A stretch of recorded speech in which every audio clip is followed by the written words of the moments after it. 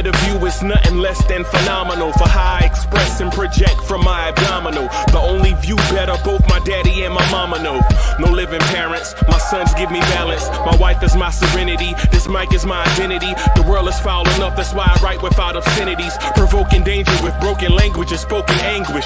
Begging to get hurt, why would you ask to go through changes? Yes, Lord, life's a chessboard, master the angles. Control the tempo, be the one who holds the info. Acknowledged knowledge is just as deadly as machete swings. When spoken, the truth is as potent as that Medellin. While others swear the style is free, I just let it ring. Our time is undervalued, soldiers make us better kings. My fans on my shoulder, reaching after better things. Today I take the shot, for them I'd rather set the screen. My mama told me follow my dreams. My daddy told me get it by any means. Stand tall, make him bow to a king. But I've evolved, you can see the resolve. Look in my eyes when you speaking to God. Life and for those who we caught up in using what I was taught with the muse. I guess they call it proving I'm more than an artist. Penciling out my darkest while stenciling out a harvest. And storing what gets me from A to B, just like garages. Instrumental with collages. Envision what I've been drawn. Broadway to give you rhythm like the great Lena Horne. So bent on, found comfort in the storm. Find peace and on when you see them others perform. Organized chaos, outcasted like hey ya. That joint is fire. That joint is fire. What's good, party people in the place to be? What? It's your main man, the #1 chief rocker in Knicks universe, Uncle Freezy in the building. What's good, Knicks fans, NBA fans worldwide? How y'all doing tonight? Let's rock. Let's rock. Let's get it. Let's get. Oh, excuse me. What? Let's get it. Y'all want this party started, right?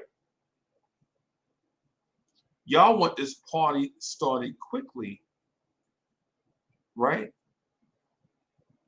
Let's go. Throw your hands in the air and wave them like you just don't care. And if you got some lube and a stick of juicy food, somebody say, oh yeah. Oh yeah. Scream. All right. All right, Blorange Tears family.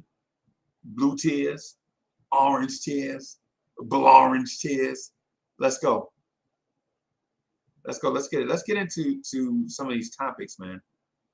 Let's get into some of these topics, man. I have a conversation that I want to engage with you guys tonight. Get your feedback on it, right?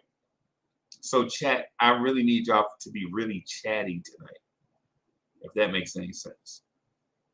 Right? Rich boy in the building. JJ, what's good? JJ, what's good? Nick G is in the building. LJ, what's happening? Bam! Let's get it. Let's get it. Yeah, mate. Bam. Let's get it. Almighty Finesse is in the building. What's good? Can't do it without you, brother. Almighty Finesse, we can't do it without you. What's good, man? How you doing? Shout out to my main man, Almighty Finesse. Keeping the boat steady. Keeping the boat steady. What's good?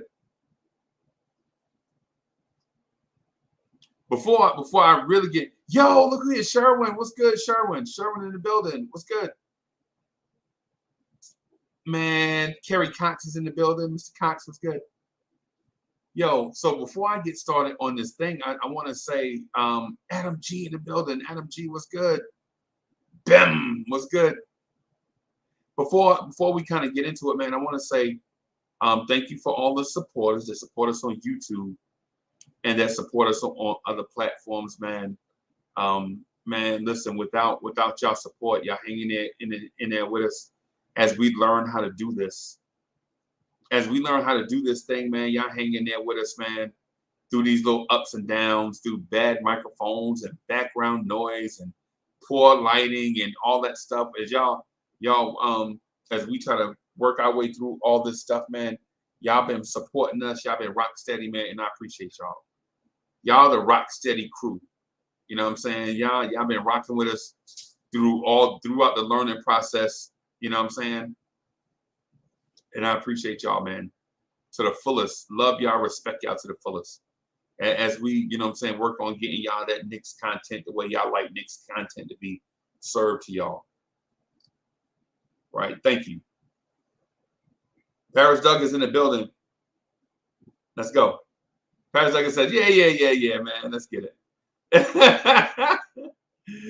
Yeah, Paris Doug is like, yeah, man. Enough of that, man. Just get down to the nitty-gritty. Yeah, man. Salute. I see you. Yeah, man. I see y'all, man. So I want to start with this. Yeah, Spotify. We got, let me see. Let me make sure the joint is showing up on Spotify. Somebody else asked me that.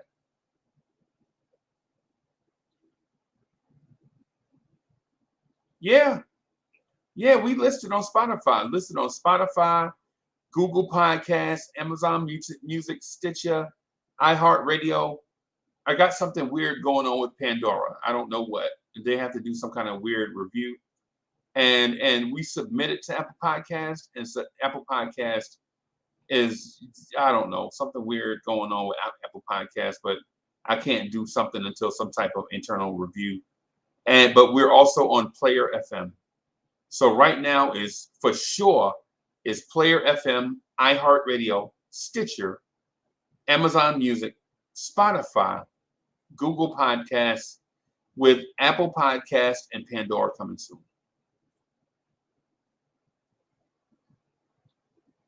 Yeah, man.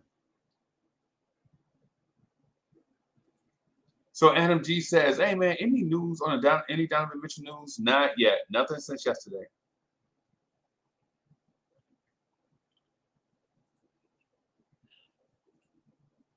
Sherwin says, Knicks insider says it is rumored team is interested in OG Anunoby. Obi, the Knicks have enough to get a deal done.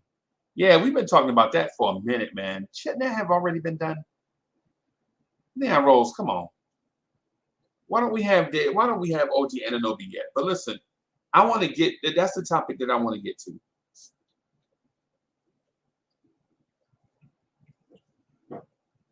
That's one of the topics I want to get to.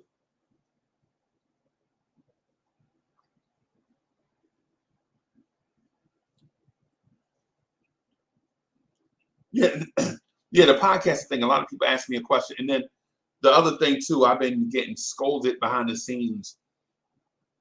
People say, man, I give y'all too much information. I tell y'all too much. Why you share too much information with people, man? You know, you like, Uncle Freezy, you always be sharing. You share too much, man. Just tell them something and they don't like it. They just don't like it. No, I don't take that approach. No, I don't take that approach with people I be with every day. You don't take that approach with people you be with every day, man. You got to be more respectful. You got to be more respectful than that. But anyway, the point that I was getting to, the point of the show and what I want to discuss with y'all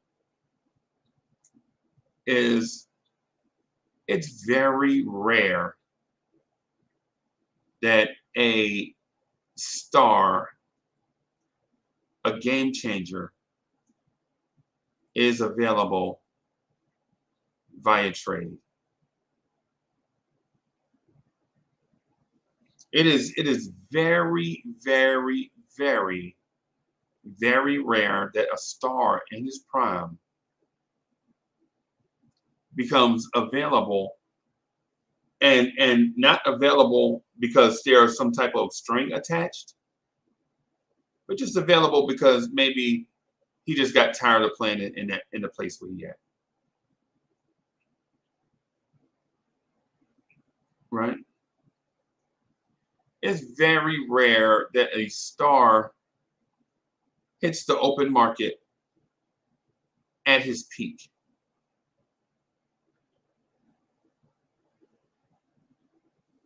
Right? How often does a star become available via trade? It's very rare. And when that star does hit the open market, either the bidding war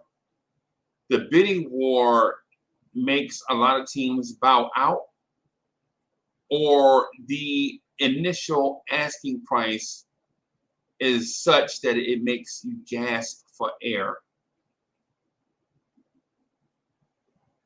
You can't believe what a team asks you. You can't believe what a team asks you for one player.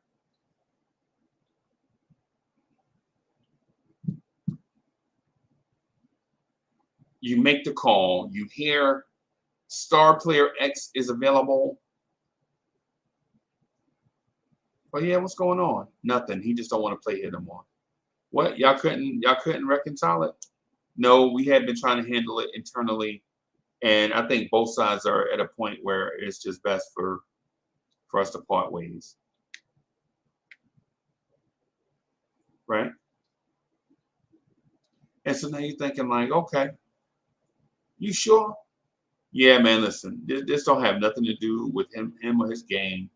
We respect him. Right? We respect him. We just it's just time for the two sides to part ways. Right? And when you hear that from a GM, you know the next thing is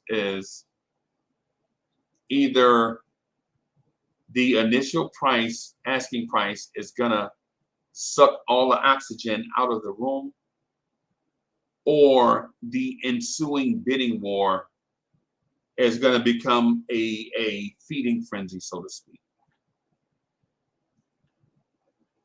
It'll be like when piranhas hit fresh water. Everything in sight is going to die. Right?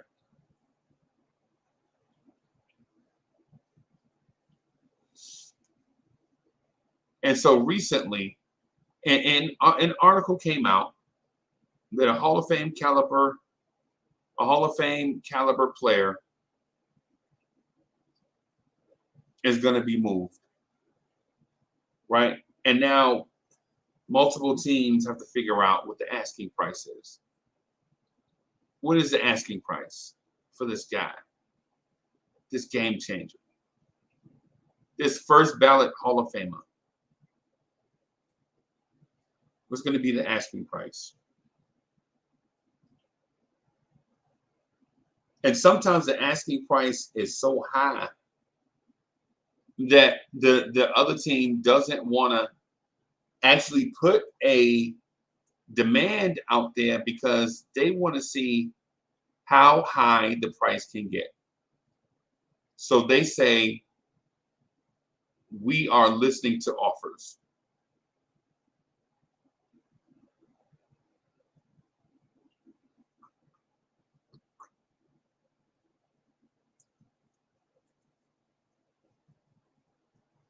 So you know when you hear the term "we are listening to offers," that means the team with the asset don't want to box themselves in.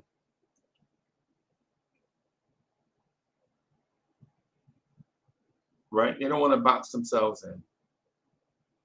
And can you blame them? No. No, you can't. You know, why would you? Why would you? You can't blame the team with the asset for trying to get as much as they possibly can. It's like if RJ Barrett was on the block, we wouldn't just take a first round pick for him. We'd see what we can really get for him. I'm not saying trade RJ, right? I'm just using RJ for an example. But if say Grimes breaks out and we want to move RJ, then we wouldn't sell RJ at a discount just because we want to play Grimes. We want to see what the market would pay for him. Right? So the star hits the market.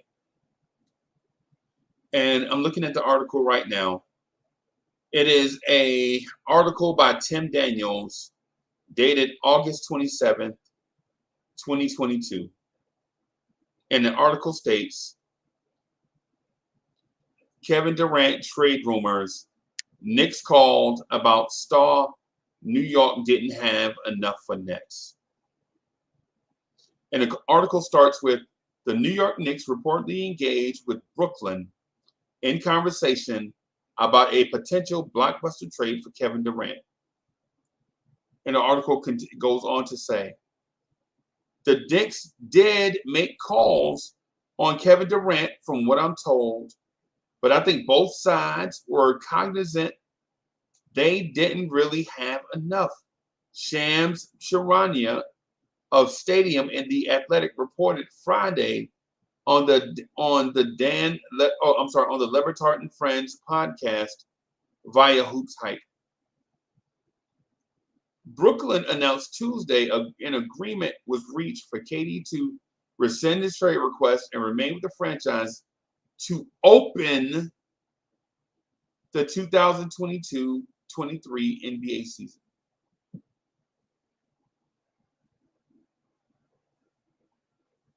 So what does that mean to Knicks fans? Does that mean Leon Rose's front office is doing due diligence? Or is this front office star chasing?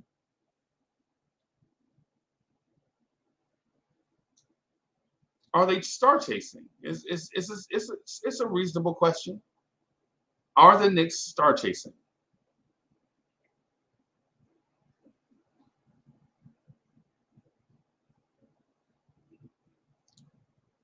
Are they doing due diligence like smart front offices should do? Or are they star chasing?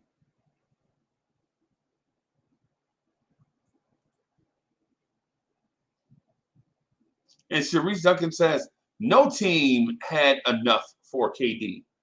Right.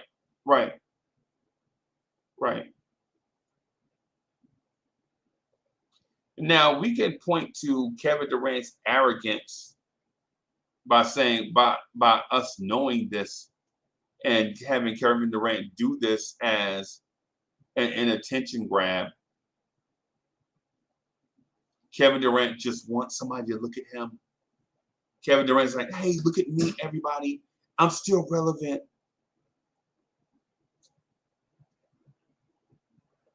I'm still relevant, everybody.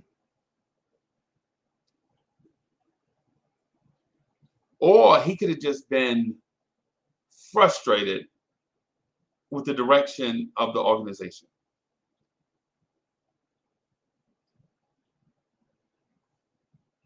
Either way, Kevin Durant flexed his muscles and put the whole offseason on hold because of him for the third time in his career.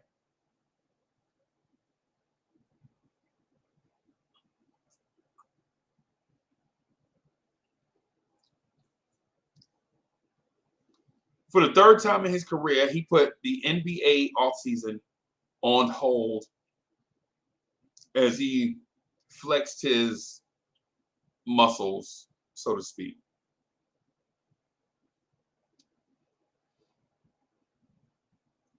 You remember the first time Steph Curry of the Golden State Warriors hugs Kevin Durant of the Oklahoma City Thunder and whispers something in his ear.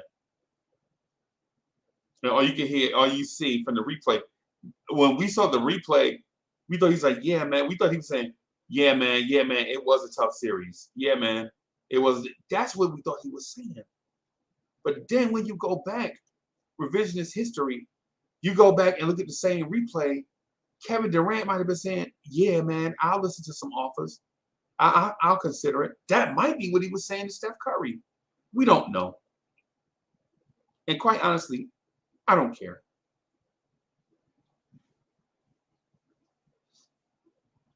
There was a summer of 2019 where Kevin Durant and Kyrie Irving hijacked the offseason. Where will he go? I hear it's 95% to the Knicks. Winds up being Brooklyn. That was the Kemba Walker summer. The summer Kemba Walker said out of his own mouth. This is what Kemba Walker said. I was considering the Knicks if they would have got Zion, Kevin Durant, and Jimmy Butler. If they would have got Zion, Kevin Durant, and Jimmy Butler, I would have considered going in. That's what Kemba Walker said when he was leaving Charlotte.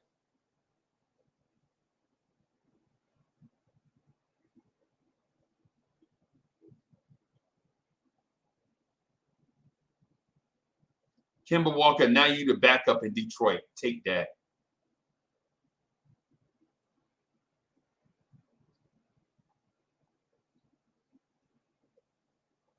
So I ask these things, are the Knicks star chasing? Because right now we in hot pursuit.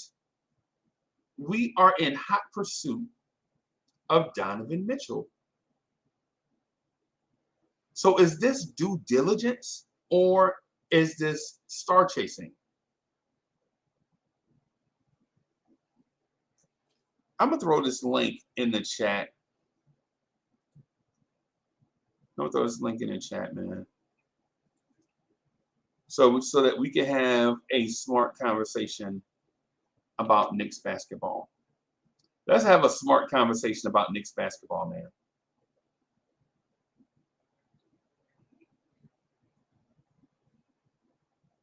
Let's have a smart conversation about Knicks basketball. Let's not have a Randall hate fest or a Tibbs hate fest tonight. We got plenty of time for that. Let's have a smart conversation. DSJ's in the building. What's good? AT Alien. What's good?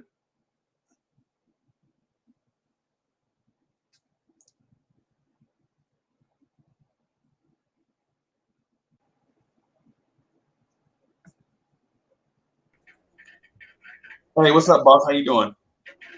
I'm good, my brother. How you? Good. It's been a minute, man. Yeah, been a little minute.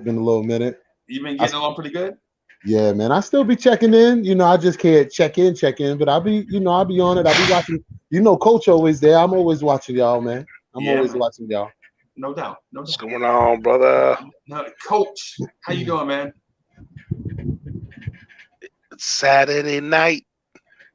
And we feeling all right, right? Yeah.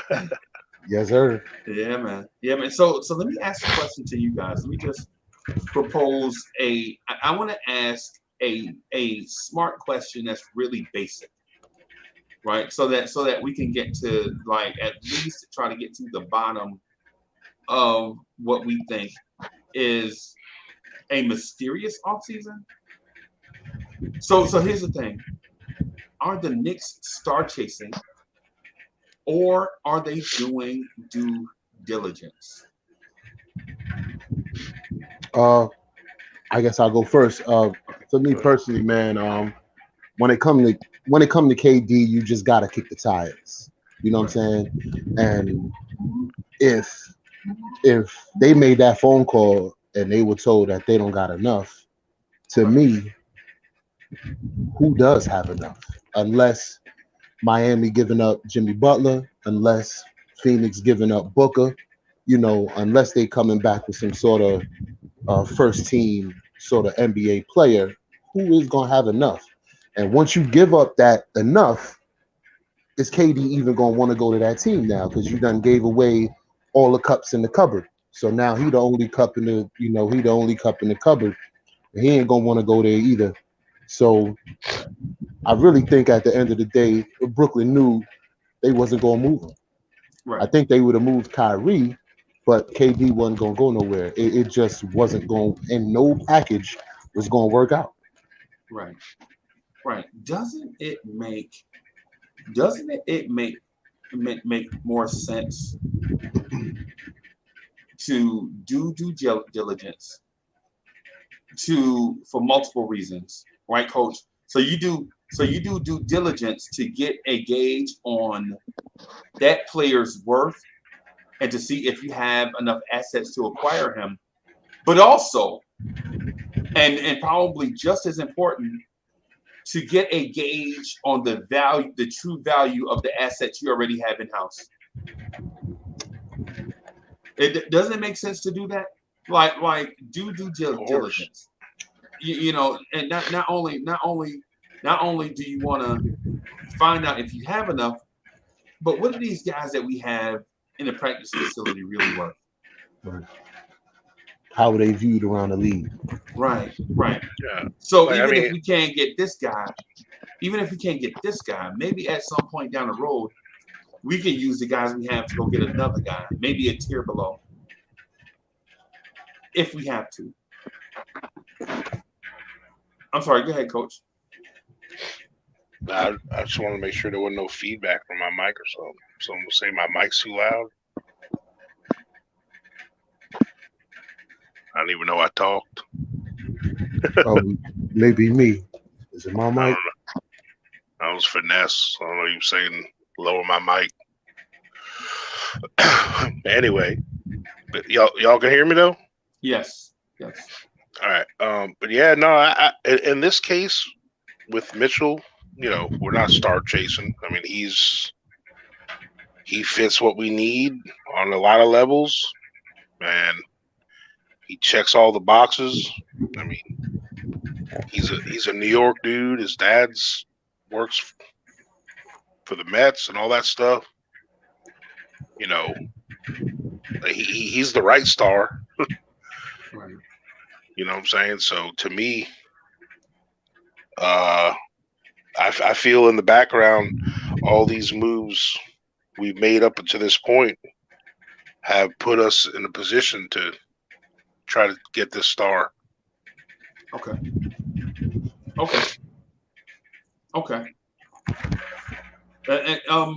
The reason why I asked is because numerous reports during the last 2 years have us attached to the star chase, right? If you remember the Bradley Beal and Worldwide West melodrama, you know what I'm saying, in the middle of last season. If you remember the Damian Lillard, at one point last year, every night show I did, it was centered around a package for Damian Lillard. Every show. You know, the Knicks would win a game by 7 against, say, the Chicago Bulls, and people didn't even want to talk about that. They wanted to talk about the pursuit of Damian Lillard. That's what it used to be like on the Knicks at Night podcast. Right? And so I say that to say that my belief is that we made the star gazing. We are definitely doing star something. Where there's smoke, there's fire. You don't just have all these narratives and rumors and innuendo and sources come out of the blue and just make up stuff about the Knicks.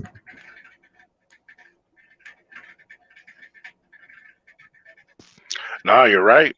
I mean, in the past we've definitely star chased. I mean, but so far this regime, I'll give them credit as far as these last couple moves. You know, they've done a pivot. You know, away from the old, the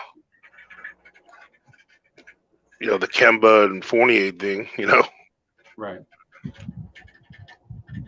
But what about stars though? What about stars? What about star players?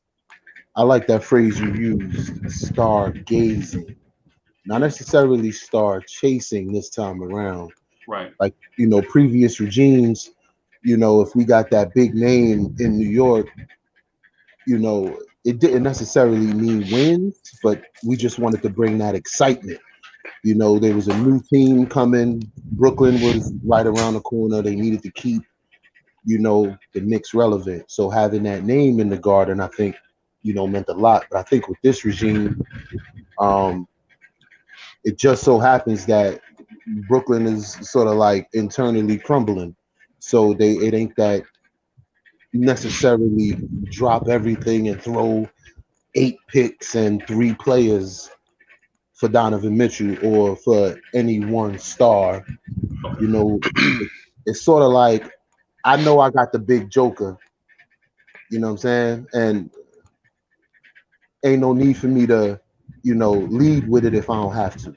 Right. You know, because I also got the ace of spades, and I can take what you got with the ace of spades and still hold on to my big joke. Right. Because even though your partner don't know you got it, the team you playing against also don't know you got it. Right. You know what I'm saying? Mm-hmm. All they know is they don't have it.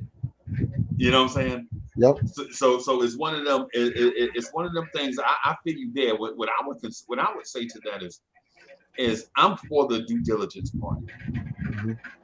I don't mind the young players being floated in trade rumors occasionally so that you can gauge their value, right? Because if you go by what the fans say, the fans always say things at the either end of the spectrum. Either they're great or they're trash, based on what you hear fans say, right?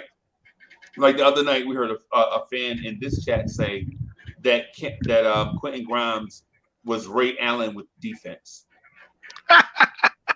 right? No, Allen Houston with defense. That too. Hold on now. Yeah. A fan in this chat said that Quentin Grimes was Ray Allen with defense. Ray Allen is with defense. Prolific 3-point shooters in NBA history. Right. So right. Okay. Oh, no, go ahead. I'm sorry. You were in the middle of a point with that. Go ahead. No, go ahead, Rock. Go ahead. No, what I was saying was, like, as far as if we want to win a championship, we obviously need a star, because the percentages say every NBA champion ever, even last year's champ, except for the 2004 Detroit Pistons, have a top the NBA 75 best players list. Right. So think about that. Mm-hmm. Yeah, but we assume that though, Coach. So that wasn't the point that we was getting to. The point we was getting into is how you acquire that player. Like, how do you acquire that player that you just mentioned? Do you trade for that player? First off, that player and groom him. That player needs to be, well, if he's not that player yet, and he happens to be on our roster, or we're about to acquire him and he might become that would be nice. But are any of those guys available that are already top, 75 player? Like, that instantly makes you a championship contender. What kind of, in the next year or two in free agency per se, or in a possible trade, which one of these guys in the league are going to be available for us to make us a championship contender? Yeah, that's one of the points that I'm getting at too, coaches, is because if you're looking for that star player that's on the rise, so is 29 or 28 other teams. Right.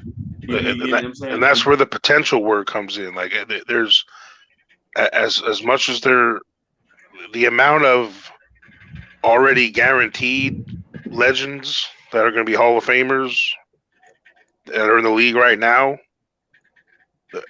there's the word potential. There's a lot more of them guys that have the potential to be that good. So it's just, I don't know if it's getting lucky or just picking the right one that potentially becomes that guy, Or you could just wait.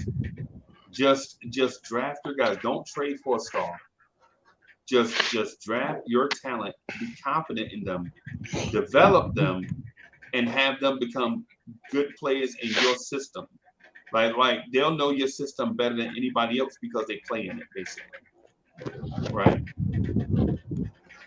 And I think that right there is where the conundrum is, Who are those players that we have that sort of confidence in that's currently on our roster that we believe in 2 years from now will be reaching a peak at a level where they become a multi-time All-Star, not necessarily a first-team All-NBA, but a multi-time All-Star, so that we become attractive enough so that a star wants to come. Because that, I see that's probably, in my opinion, that's one of the biggest things that's hampered us over the previous years. There was a off season or two where we accumulated money that we could pay max for a superstar too, but we just wasn't an attractive destination. So being able, go ahead, Coach. Hey, hey, Coach. Somebody got something rattling in the background. Somebody got some background noise. Oh, you know what? That's probably my fan. My fan. Okay. Yeah, man. My bad. I just heard the click and I didn't know where it was coming from. Okay. It sounded like a keyboard almost, like someone's like going ham on it.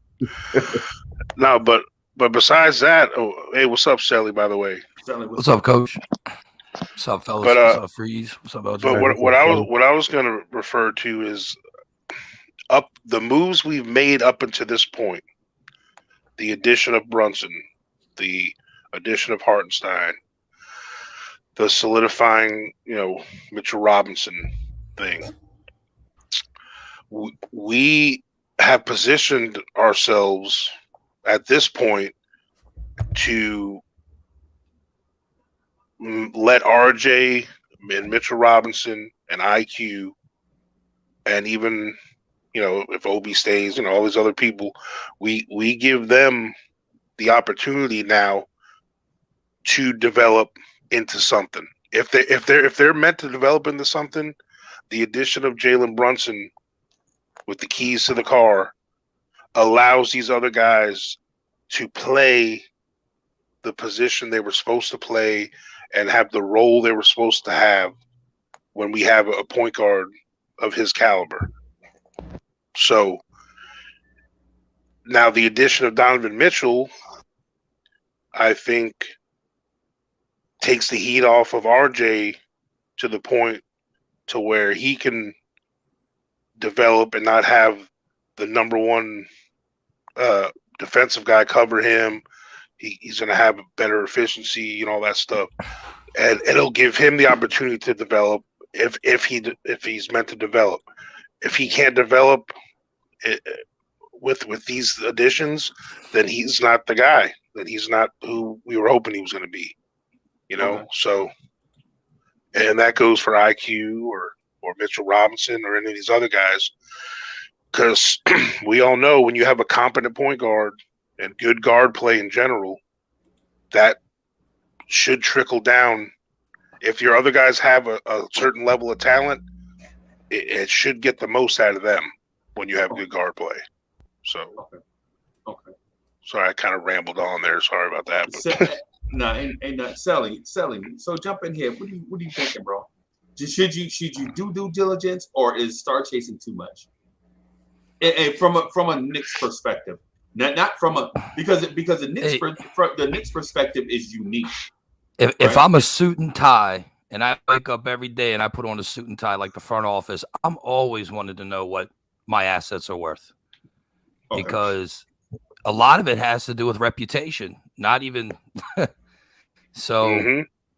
If you can say a name 100 times, it's worth it. It's worth more than no one ever hearing the name before, right? So Quentin Grimes, because of the Donovan Mitchell rumors, now other people are going, "Hey, who's Quentin Grimes?" So just by being in, huh? Yeah.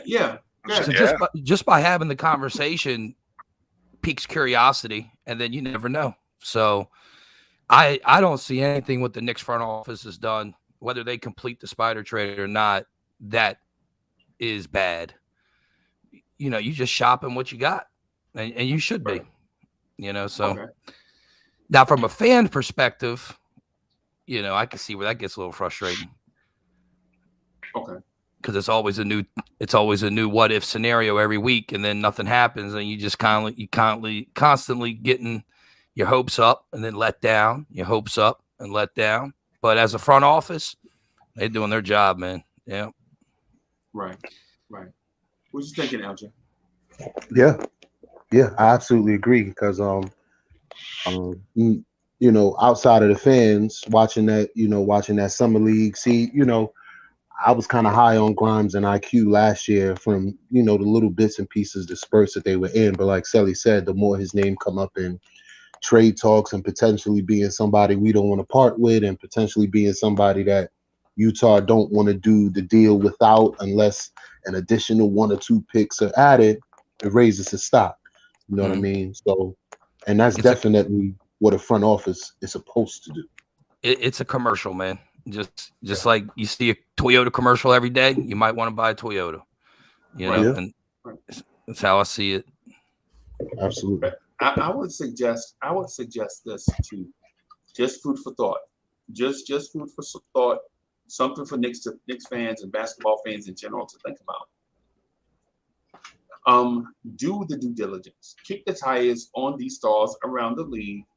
See what it is that you have, right? Get a third person's perspective, or I'm saying a second person's perspective from your talent, on your talent.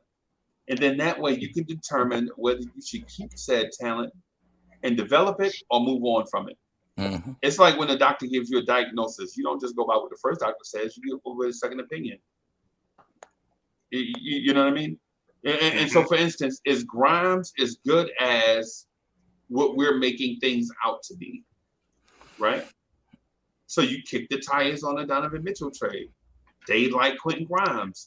So that may validate what it is or how it is that you feel about Grimes and his future as a shooting guard for the New York Knicks. And if you feel confident in Grimes, then why even do a trade for, say, a Donovan Mitchell when you can develop your own talent based on all the assets that you have? Right? It's the argument. Is it the chicken or the egg? In that scenario, it's the egg, right? You bank that the egg is going to turn one day into a big chicken that can produce more eggs, versus going to get Donovan Mitchell, who's the chicken, who you think is going to produce more eggs right away. You know what I'm saying? It's that scenario. Which one do you want? Do you want the eggs or do you want the chicken? You know what I'm saying? And so the thing with a Donovan Mitchell trade at a bare minimum, if nothing even ever gets done, I think Knicks fans have a understanding of who on this team has value and who does not. Because before the Donovan Mitchell thing became real, a lot of us thought Cam Reddish had more upside than Quentin Grimes. But once the Donovan Mitchell trade thing starts, we see that Quentin Grimes is more valuable to the Utah Jazz than Cam Reddish, which makes us reassess how valuable Cam Reddish is to our team and around the NBA. Yeah. Now, did Grimes perceived play in the summer league boost that?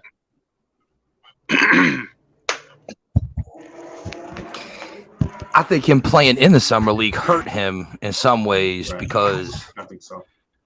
You shouldn't even be in the summer league. Like like Corey Kispert from the Washington Wizards was drafted 15th overall in the same draft as Grimes. I don't think Kispert was down there in the summer league. Right.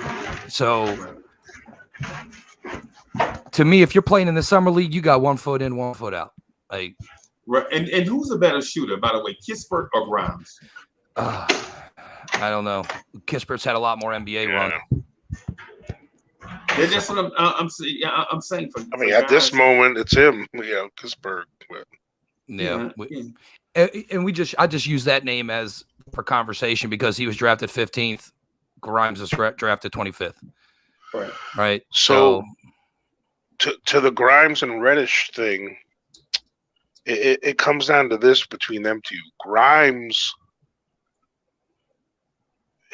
his perceived game, I guess you can say it, because it's not like the time he's got really proved anything yet. But from what he kind of looks like, he seems, you know when they do the whole his ceiling is this player and his floor is this player kind of a thing.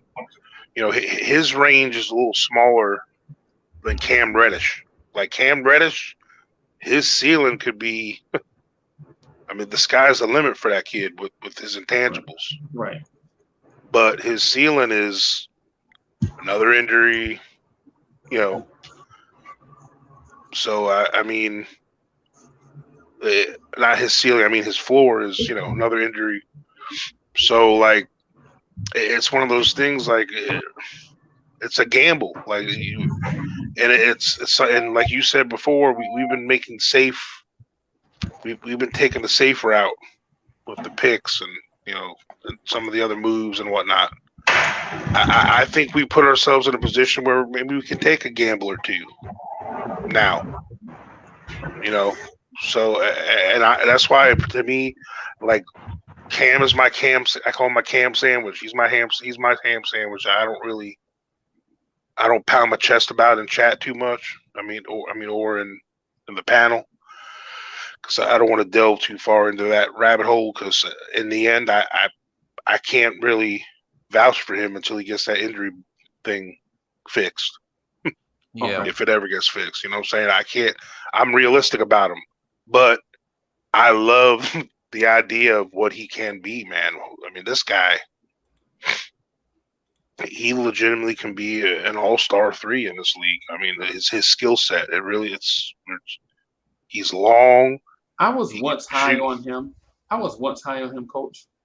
Yeah. But the older he gets, the more that ceiling comes down to the median. Right? Because you see, by now at 22, you see Jason Tatum's, and you're thinking like, Jason Tatum is different, right? You see a Jaylen Brown, you're like, Jaylen Brown at 22 is a different human being, right? Different NBA player. Cam Reddish, we still.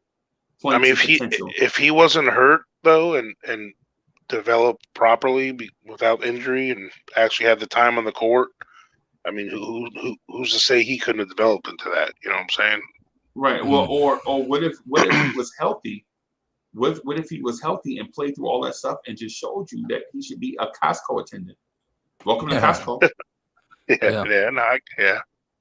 Man, you look at Cam, you're like, man. You look at the Costco attendant, and you're like, man, you 6'8", bro. You should be in the league somewhere, right? Yeah, right. But my point with Cam Reddish and all the players that we live and die on potential with is, at one point, do we stop living and dying on the potential conversation and just move on to a player that's actually being productive? Yeah, well, that's where the pivot to Donovan Mitchell comes to play. He's producing. Yep. You know. Yeah, and not to make it about football, but I remember the 49ers having these 2 receivers, right? The 49ers had a young, braggadocious receiver that should have been a first-round pick. He fell to the 3rd because he talked too much. His name was Terrell Owens. But they drafted a rookie. They also drafted a receiver in the first round of that draft. Named JJ Stokes. Named JJ Stokes, right? UCLA. JJ Stokes was the guy with all this high upside. He had all the ability. He could do all of these things. And people just waited years and years and years for him to pop. But while they were waiting for JJ Stokes to pop, Terrell Owens was making plays.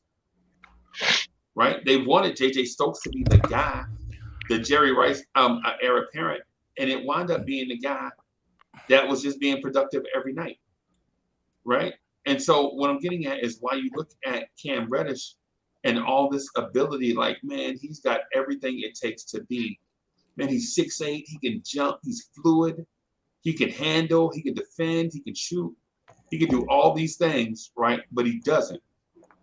Right? And then at the same time, you have, say, a guy like Jericho Sims. And they don't play the same position. I'm just talking about the potential argument.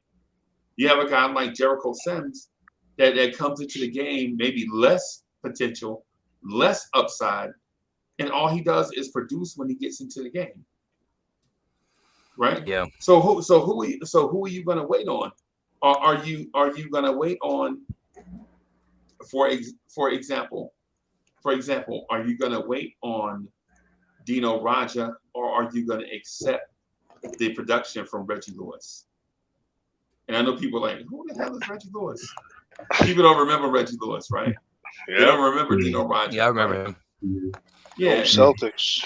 35, Boston Celtics. Yeah, and it's the same thing with the R.I.P. Yeah, it's the same thing with the Knicks, Frank Ntilikina and Damian Dotson. You're like, oh my God, man! If we unlock Frank would be such and such. But the dude that we got in the second round, a dude named Damian Dotson, would come in and make the basic basketball plays and was a solid NBA rotation player for us. But we were waiting on Frank, and Frank never popped.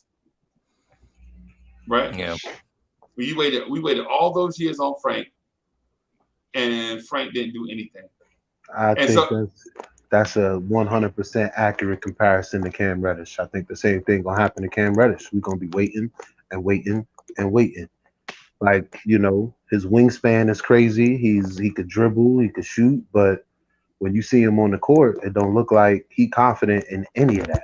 Like, it don't look like he's all right with X and O's. You put him now. If it's 3-on-3, I want Cam Reddish. But in a 5-on-5, running them X and O's, he just don't be looking comfortable. Right. Yeah. He's a transition player.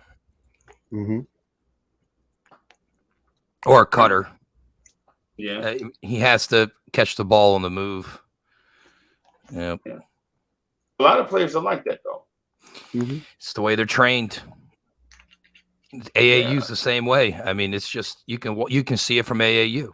Like, it's very rarely are half court sets are being used. Like, not pick and roll ISO all day. It's Gilbert Arenas had a great podcast, Agent Zero, when he was talking about Luka and the fundamental game versus the athletic game.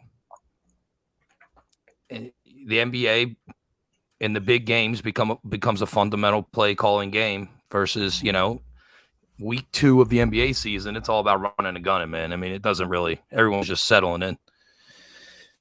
So yeah, Cam's got an uphill battle, but I think he'll always have a job just because of his size. Like, there'll always be a team out there. Like, imagine if he was with the Milwaukee Bucks. Right. Like, put him with Giannis. Well, when I say, and it's not like the thing is about Cam is because of our situation right now, we can afford to wait and see with him. You know what I mean? So wait, because we're not counting on him for anything right now. But why are we waiting and seeing on Cam? No, I'm not saying. When I say wait and see, I'm saying we could play him and see. And like, if he doesn't get injured and he starts playing the way I think he can play, then it's a win-win. It's a win situation. But at the same time, our future success is not on his shoulders. Okay. And so Adele Chapman, thank you for the generous contribution. Adele Chapman says, why didn't it work out for Cam in Atlanta? That's a good question, Adele Chapman. I just don't think Cam Reddish has what it takes to play in the NBA. At this moment, in late August of 2022, I'm saying I don't think Cam Reddish has what it takes to be a difference maker in the NBA. I think he is a Barbie doll. Yeah. And they had what's that European boy? They played the same position. They both played Bogdanovich. Yeah. They had Bogdanovich. They had Kevin Herter. They had DeAndre Hunter. DeAndre Hunter. Yeah. Exactly. John Collins. He ain't taking none of them minutes. But the thing is that's not true. He was expected to. He was expected to do. Kevin Herter was not expected to start like that. Like, that was Cam's job. And then, I think Herter took that. And I think we're making a sympathetic argument for Cam Reddish. Cam Reddish got minutes. It's not like Cam Reddish sat the bench. Cam Reddish got more minutes per game than Obi Toppin got. It's not like Cam Reddish was not getting minutes in Atlanta. Cam Reddish got a ton of minutes in Atlanta. He just sucked. Yeah, when I say he wasn't going to take their shots, not because he didn't get minutes, because he's just not as good as them. Yeah, no, I'm not talking about what you said. No, I'm not talking about what you said, LJ. I'm not talking about what you said. I'm not talking about what Coach said. But the thing about Cam Reddish and competent, think about this.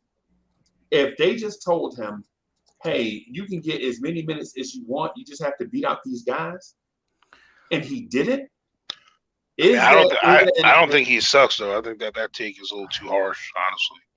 Yeah, because you're being sympathetic to him. I understand. I've seen him, bro. I've watched some Atlanta Hawks games, and I've seen him take over for like 10 minutes in a game. Right. Yeah. I mean, and it's just a consistency thing, and some of that I think is tied.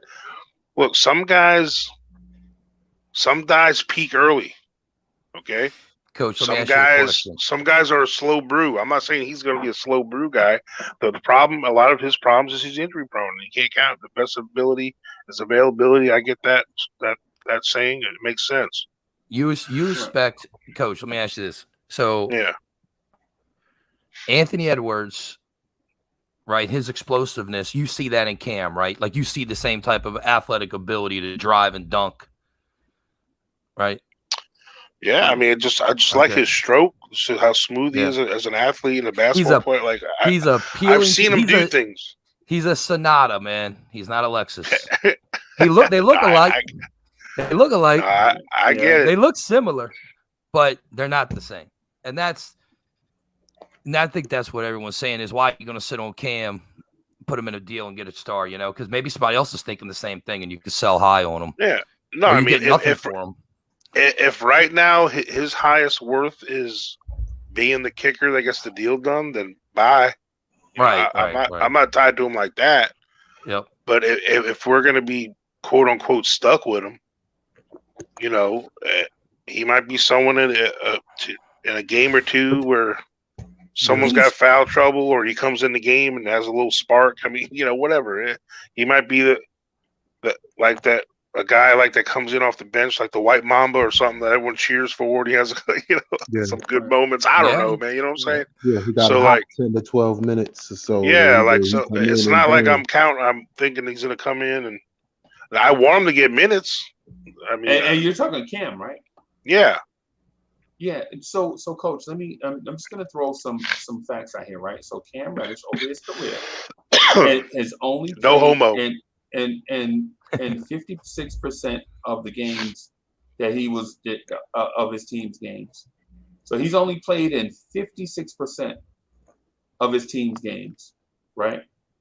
All right. So you would like that number to be around 73, 75%, right? You can't help the injury part though, right? The injury part, you can't. Yeah, man. Listen, you injured. There's nothing you can do about it, right? The thing is, Cam Reddish is always injured, bro.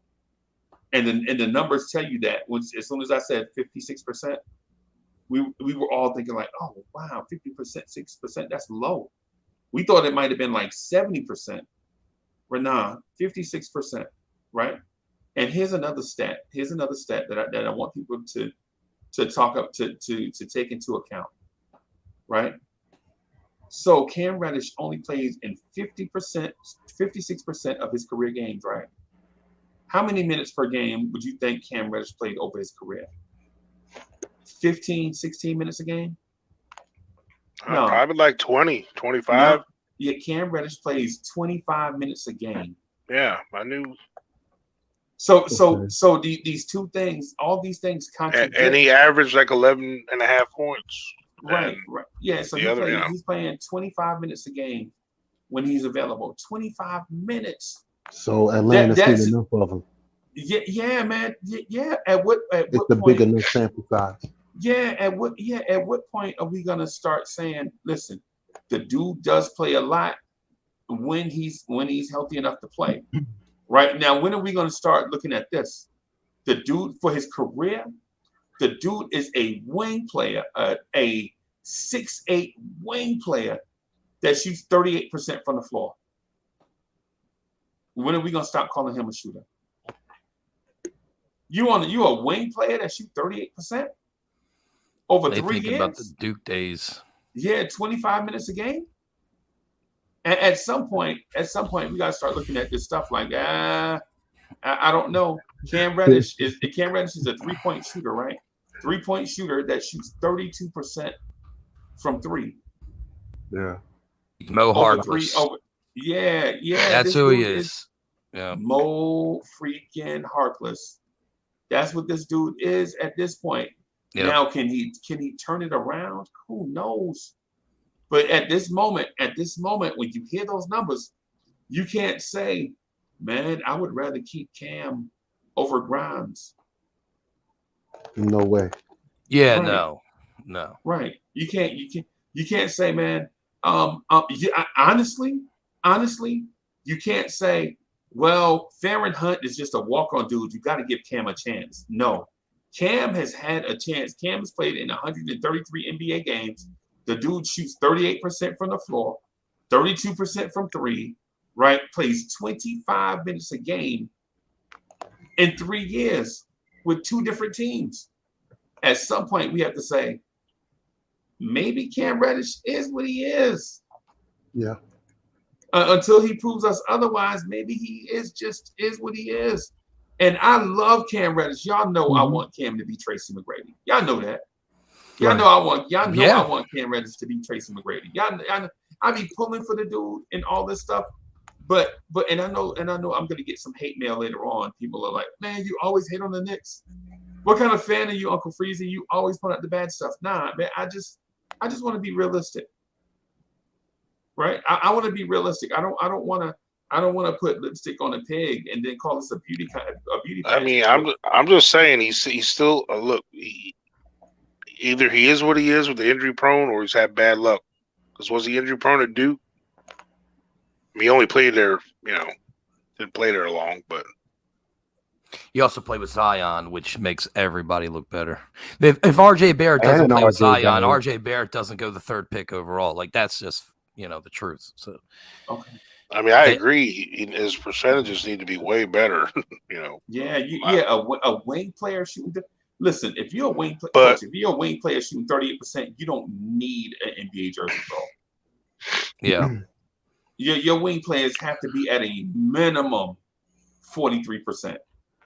At a minimum, that's like your center. That's like your center shooting like 43%. If your center can't shoot and all his attempts come at the basket, I mean, for whatever it's worth, his percentages went up that last year. He was over 40, and his 3-point percentage was 38%.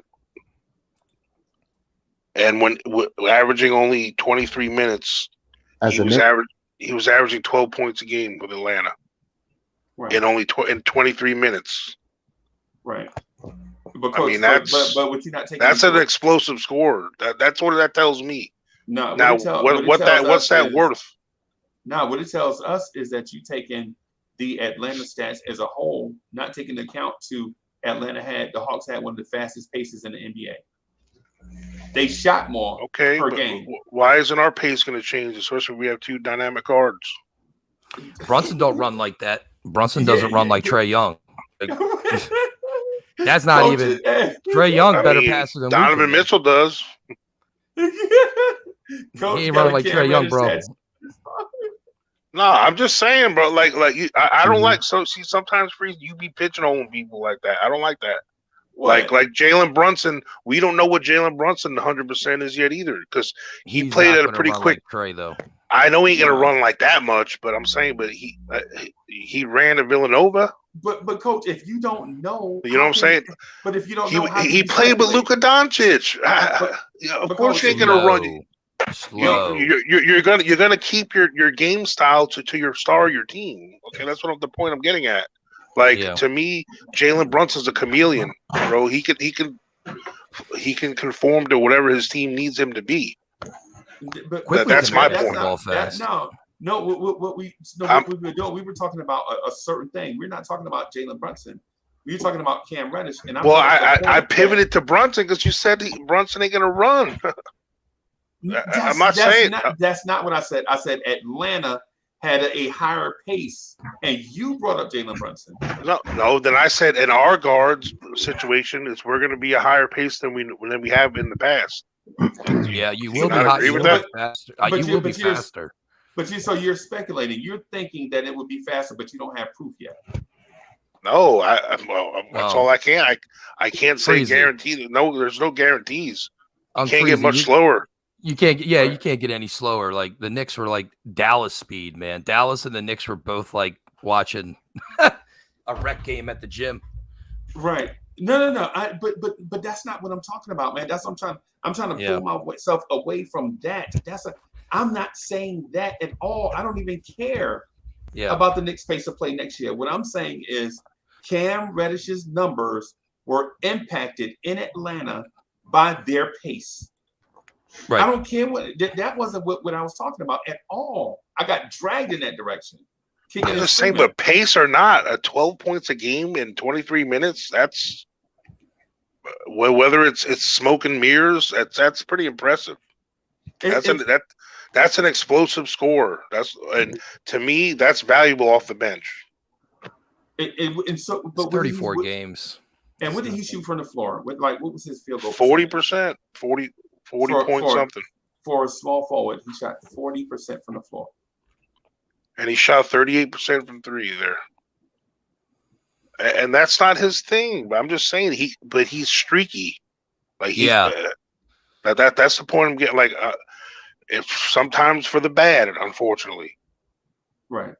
You know, so was a guy named John Starks. You know what's interesting? You know what I mean? So I pulled up Cam's stats, right? So the 2 games that he got 40 minutes, he dropped 33 and 34. Okay. So he dropped 33 against the Bulls. He got 40 minutes. He dropped 34 against the Magic. He got 42. When he's in the 20s, he gets 13, 12.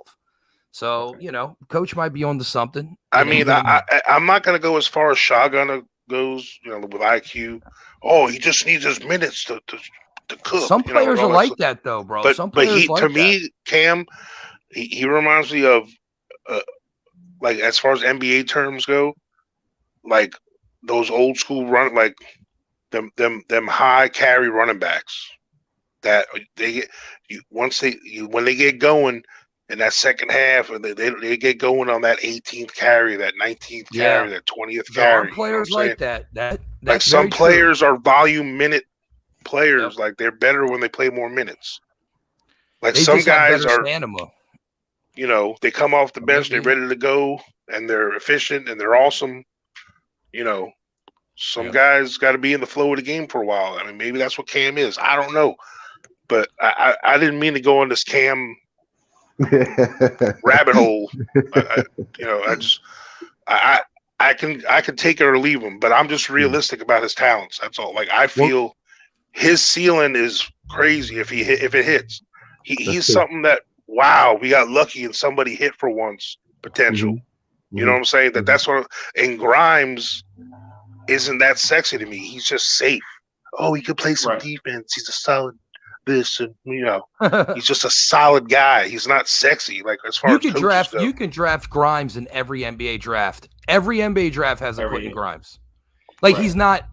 He's not like I shouldn't say he's not like he's NBA, but you can get him in any draft. Any draft. There's going to be a Corey Kispert or Quentin Grimes or Davion Mitchell. There's going to be one of those guys every day. I'm going to respectfully disagree with that one, bro. Okay. Respectfully. Right. Like, I like Grimes, man. I like Grimes. We can go down the list. I can give you 10 players that are just like Grimes. Well, what I'm saying is, from a athletic standpoint, right, his ceiling isn't that high. He's 6'4", but there's something that all right. So what I'm saying is, from an athletic standpoint, he's not the 6'8" with the 7-foot wingspan. However, there's something that you can't measure. When you see that dude come off the bench into these games, his heart ain't pumping Kool-Aid. He wants to dig into the best offensive player. He wants the ball. You can't teach that. That's what you can't teach. And if we're talking about Cam, that's what Cam doesn't have. He has all Right. the athletic ability in the world.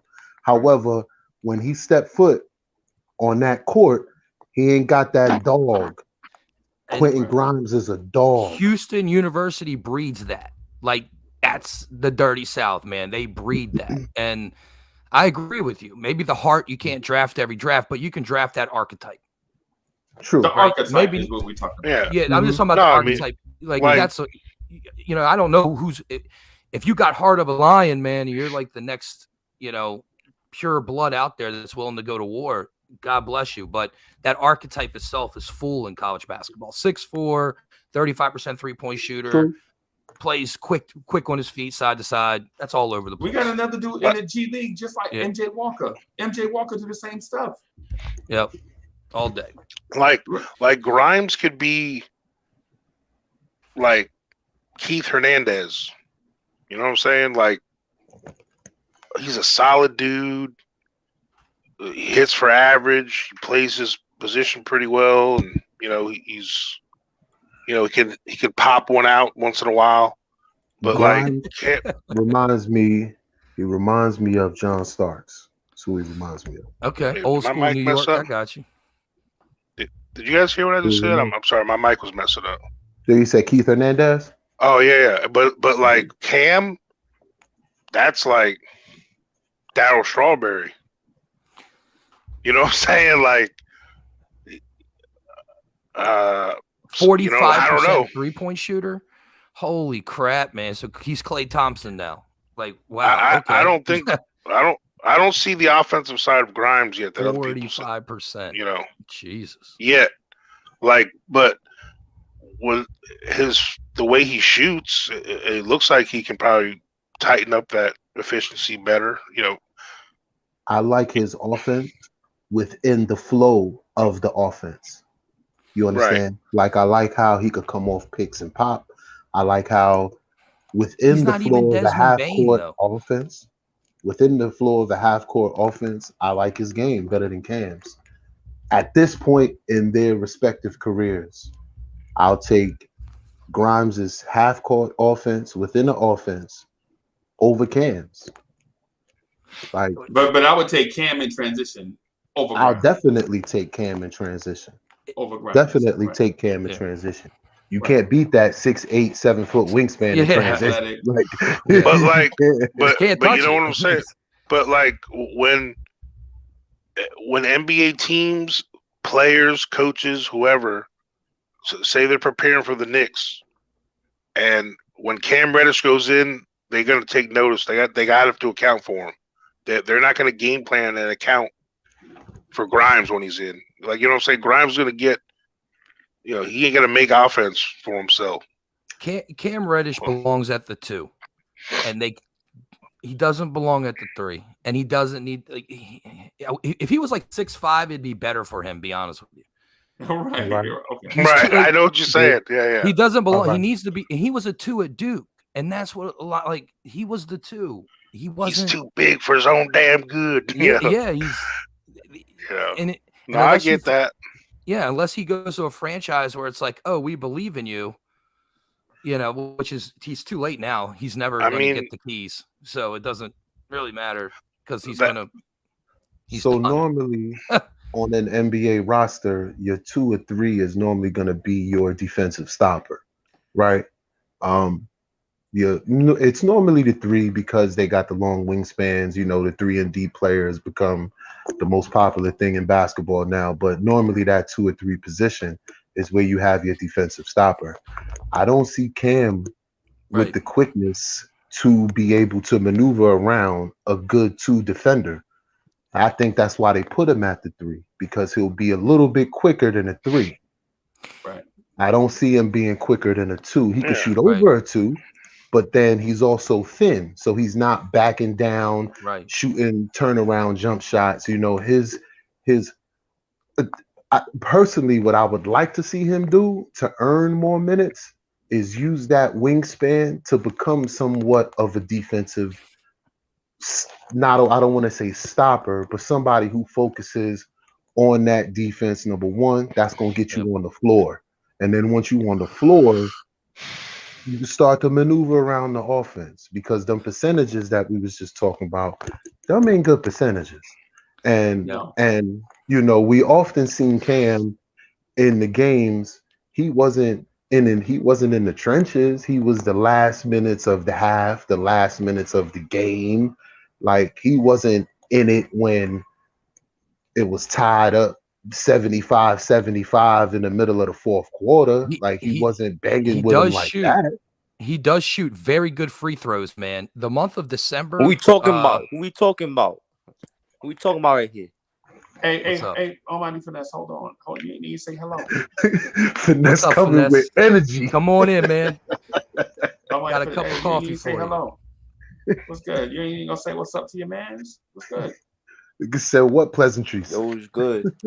Yeah, man. I like it. What's good with you? This is my guy, man. I love Almighty Finesse. This is my dude. Yeah, we was kicking it in the chat the other night. Yeah, this is my dude. He does shoot free throws really good. Go look at Cam Reddish's free throw stats. Like, dude is like ace from the line, man. Like, that's pretty crazy. And another thing is we're gonna have to pay him at the end of this year. And his play, he'll get to the line. That's probably gonna be his downfall. That we're gonna have to make a decision on his contract after this year is up. Right. I mean, look, it comes down to this.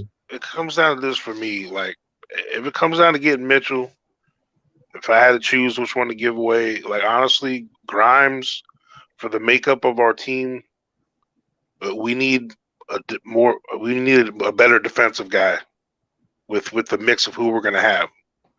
So I'm willing for the betterment of the team, and not just because I'm a homer or for certain or a ham sandwich. Grimes would be better fit with what we got going on with getting Donovan Mitchell. We got Donovan Mitchell stuff. You just give them whichever one they want. Whichever one they want, they get. Yeah, yeah, it doesn't matter. And I'm fine. I'm not going to be pounding the table like Shotgunner is about IQ to give him away, like all that stuff. Like. So what do you expect him to be? That's the point I'm trying to. What do you expect Cam Reddish to become? If we kept him? No, okay, yeah. Right now, we're not looking to give him away. Like he's here. Like what do you expect him to be? You said a Cam Reddish, a 3. If he stays injury free, he can be our six man explosive 6-man kind of guy. Thank you. All right. So I heard somebody say 3 and D. All right. So based on his physical archetype, yes, you would want him to be a 3 and D. But what has he showed you so far in his career that makes you think he can become a 3 and D? Oh, his wingspan, defense. All right, that's his archetype. I'm saying, is he a lockdown defender on anybody that he's guarded? No. Okay. Is he a knockdown shooter? No. All right. So what makes anyone believe that he can become a 3 and D? Because of his archetype. That's it. Right. Have you ever done analytics on Cam Reddish? He looks like a pickup truck, but he don't got 4-wheel drive. Yeah. Oh, I like that. I like that analysis. He looks like a pickup truck, but he ain't got 4-wheel drive, man. Put the boy to 2. Yeah. Let him play in the backcourt with RJ or Brunson, and just let him rock the 2 for this season and see if you can build up his value so you can trade him. Because he ain't working at the 3, man. He needs to guard PJ Tucker in the corner. He don't need to be guarding Kawhi. Like, he's gonna get hurt. Man, send him to LA for one of them first round picks. Yeah. Why not? Easy. Because at this point, we got to also start thinking about, was this just overall a bad trade? No. Yeah. I don't you understand what I'm saying? We gave up a 1 for him. I don't think it was a bad trade. As long as you get something back for him and he has trade value. I think it was a risk-free trade, really, because you gave him Kevin Knox, who you weren't going to keep anyway. Yeah. Plus, RJ Barrett's got familiarity with him, and I don't understand why they haven't worked that in. I mean, they had a great backcourt at Duke. I don't understand why they haven't ran that. Let RJ run the point and let Cam be the 2, and let's see what happens. Did they ever run that lineup last year? I don't think so. No. Why not? No. We worked. Yeah. And Penn, correct me if I'm wrong. Thibodeau ain't want him, right? That's why he didn't really get no burn. No. It wasn't. No, it wasn't a personal thing. Tibbs said at the time that he's okay. So the quote from Barrett rotationally. Right. He was like, I find it hard enough to get minutes for these guys that are already here, alluding to cats like Obi Toppin and Quentin Grimes, them dudes that want more minutes anyway, and then you bring in another guy to that I have to find time to get minutes for. In the same position profile. Yeah, and I understand where he's coming from because you wanted to give Grimes more minutes. You wanted to give Obi more minutes, right?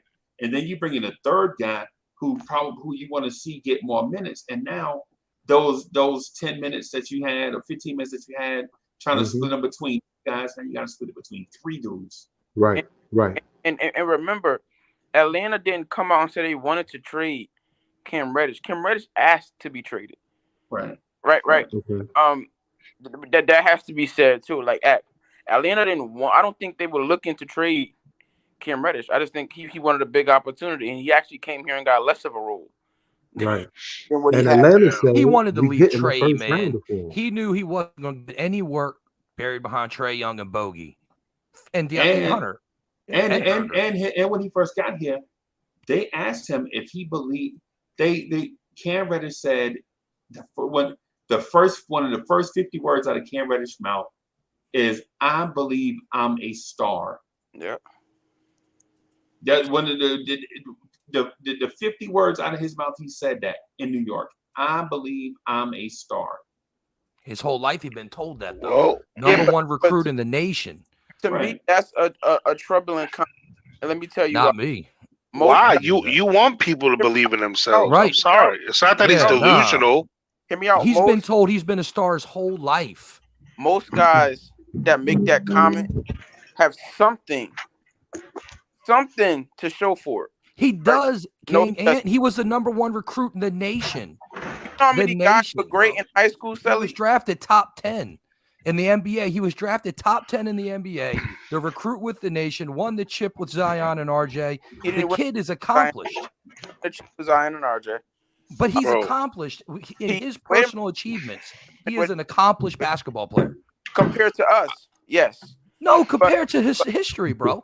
He's an accomplished he's a top 10 college NBA basketball pick. player. He is an accomplished basketball player. What has he won since high school? Since high school, he has never been better than his peers. Since high school, he was the number one recruit in the nation. That says something. Out of high school, to his ego, to him as a man, looking in the mirror in the morning. Do you know that says something, bro? Do you know who Malik Newman is? No. I don't need to know. I'm talking about his comments. No. Some context. There's some context. No, because you're talking about guys who were great in high school. No, bro, I'm not saying that. I'm saying you're not hearing. So a person that averages 12 points a game in 23 minutes isn't, dude, bro. What your bar on what is good? You know how many guys don't average 12 points a game in the NBA? All right, bro, I'm somewhere and you let's put that in context too, though, right? Right. So if he's only shooting a 40% or under 40%, how many shots does he have to take within those 23 minutes to get to 12 points? Is he really? Well, he gets a lot of free throw shots too, LJ. That's the thing. We got to look at Cam's numbers because his free throw shooting is pretty elite. Right. Whether that means something or not, you know, if he can get to the line, it means something because that means he's taking it to the basket, and that's right. And it's known that bench players, their percentage, like the games that he had more minutes, what was the shooting percentage? Yeah, but guys, we keep making this argument about the games where they have more minutes, they do this, but you guys are reading the data wrong. In the games that he's playing well, he plays more minutes. That's why that looks that way. So in a game where he's shooting well, the coach leaves him on the floor. Nah, there's more to it than that. You're doing the chicken and the egg conversation, bro. You can't gauge someone shooting like 10 minutes into the game. Oh, he's not shooting, but leave him on the bench. And if they are coaching him like that, the kid's playing scared. And if they are coaching him like that, the kid's playing scared, and they're not building confidence in him because you can't do that. You can't just let a dude out there and be like, "Oh, you missed 2 shots, let's yank him." Like I am flabbergasted at some of the OGs that are saying this. This is like the soft generation excuse. No, I'm not talking about it being soft for him. It's the coach fault. It's the coach. He got to play more. No, I didn't say it. No, I didn't say nothing about it's the coach's fault. I'm not saying he should play more either. That's not what he said. He said that's what the kids are saying. You're right. That's use. Saying that's what you said. When I play more, I show you that I'm good. I show you I'm a star when I play more. That's not how this works. That's not how it works. If you can't be good in 15 minutes, I'm not giving you.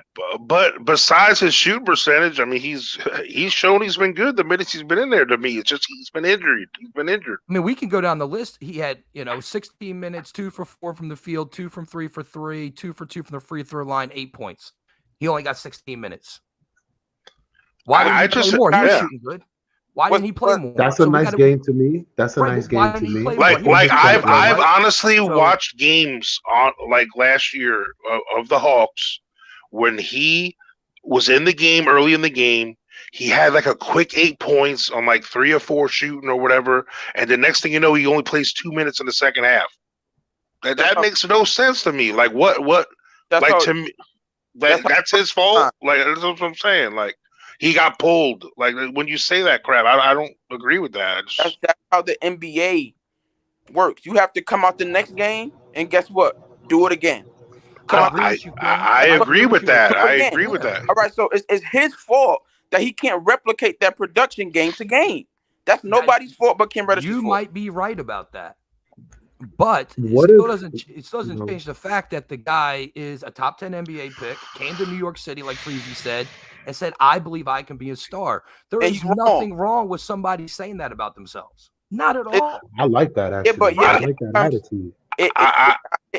I like the attitude when you believe that in your head, but to lack the awareness to not speak that out of your mouth when you have nothing to prove that and you barely play. Like, but what is he gonna say? Oh, I believe I'm a role player. I sure hope Emmanuel Quickly gets me the ball while I'm in the corner. Can't wait for that to happen. What else is he supposed to say, though, bro? It's his press conference. Reports have came out that Quickly believes he's a future All-Star.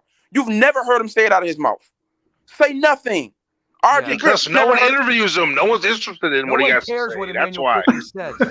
God, bro. Sorry, but he's not Tyrese Maxey. You know who knows about Quickly? Knicks fans. That's all who know about him. That's all he knows about. I know about. You know how many friends I have that I bring him up? They're like, oh, who's that? Yeah. And they're like huge NBA fans. Don't even know who the hell Quickly is after. Y'all gotta get out of here with that shit, man.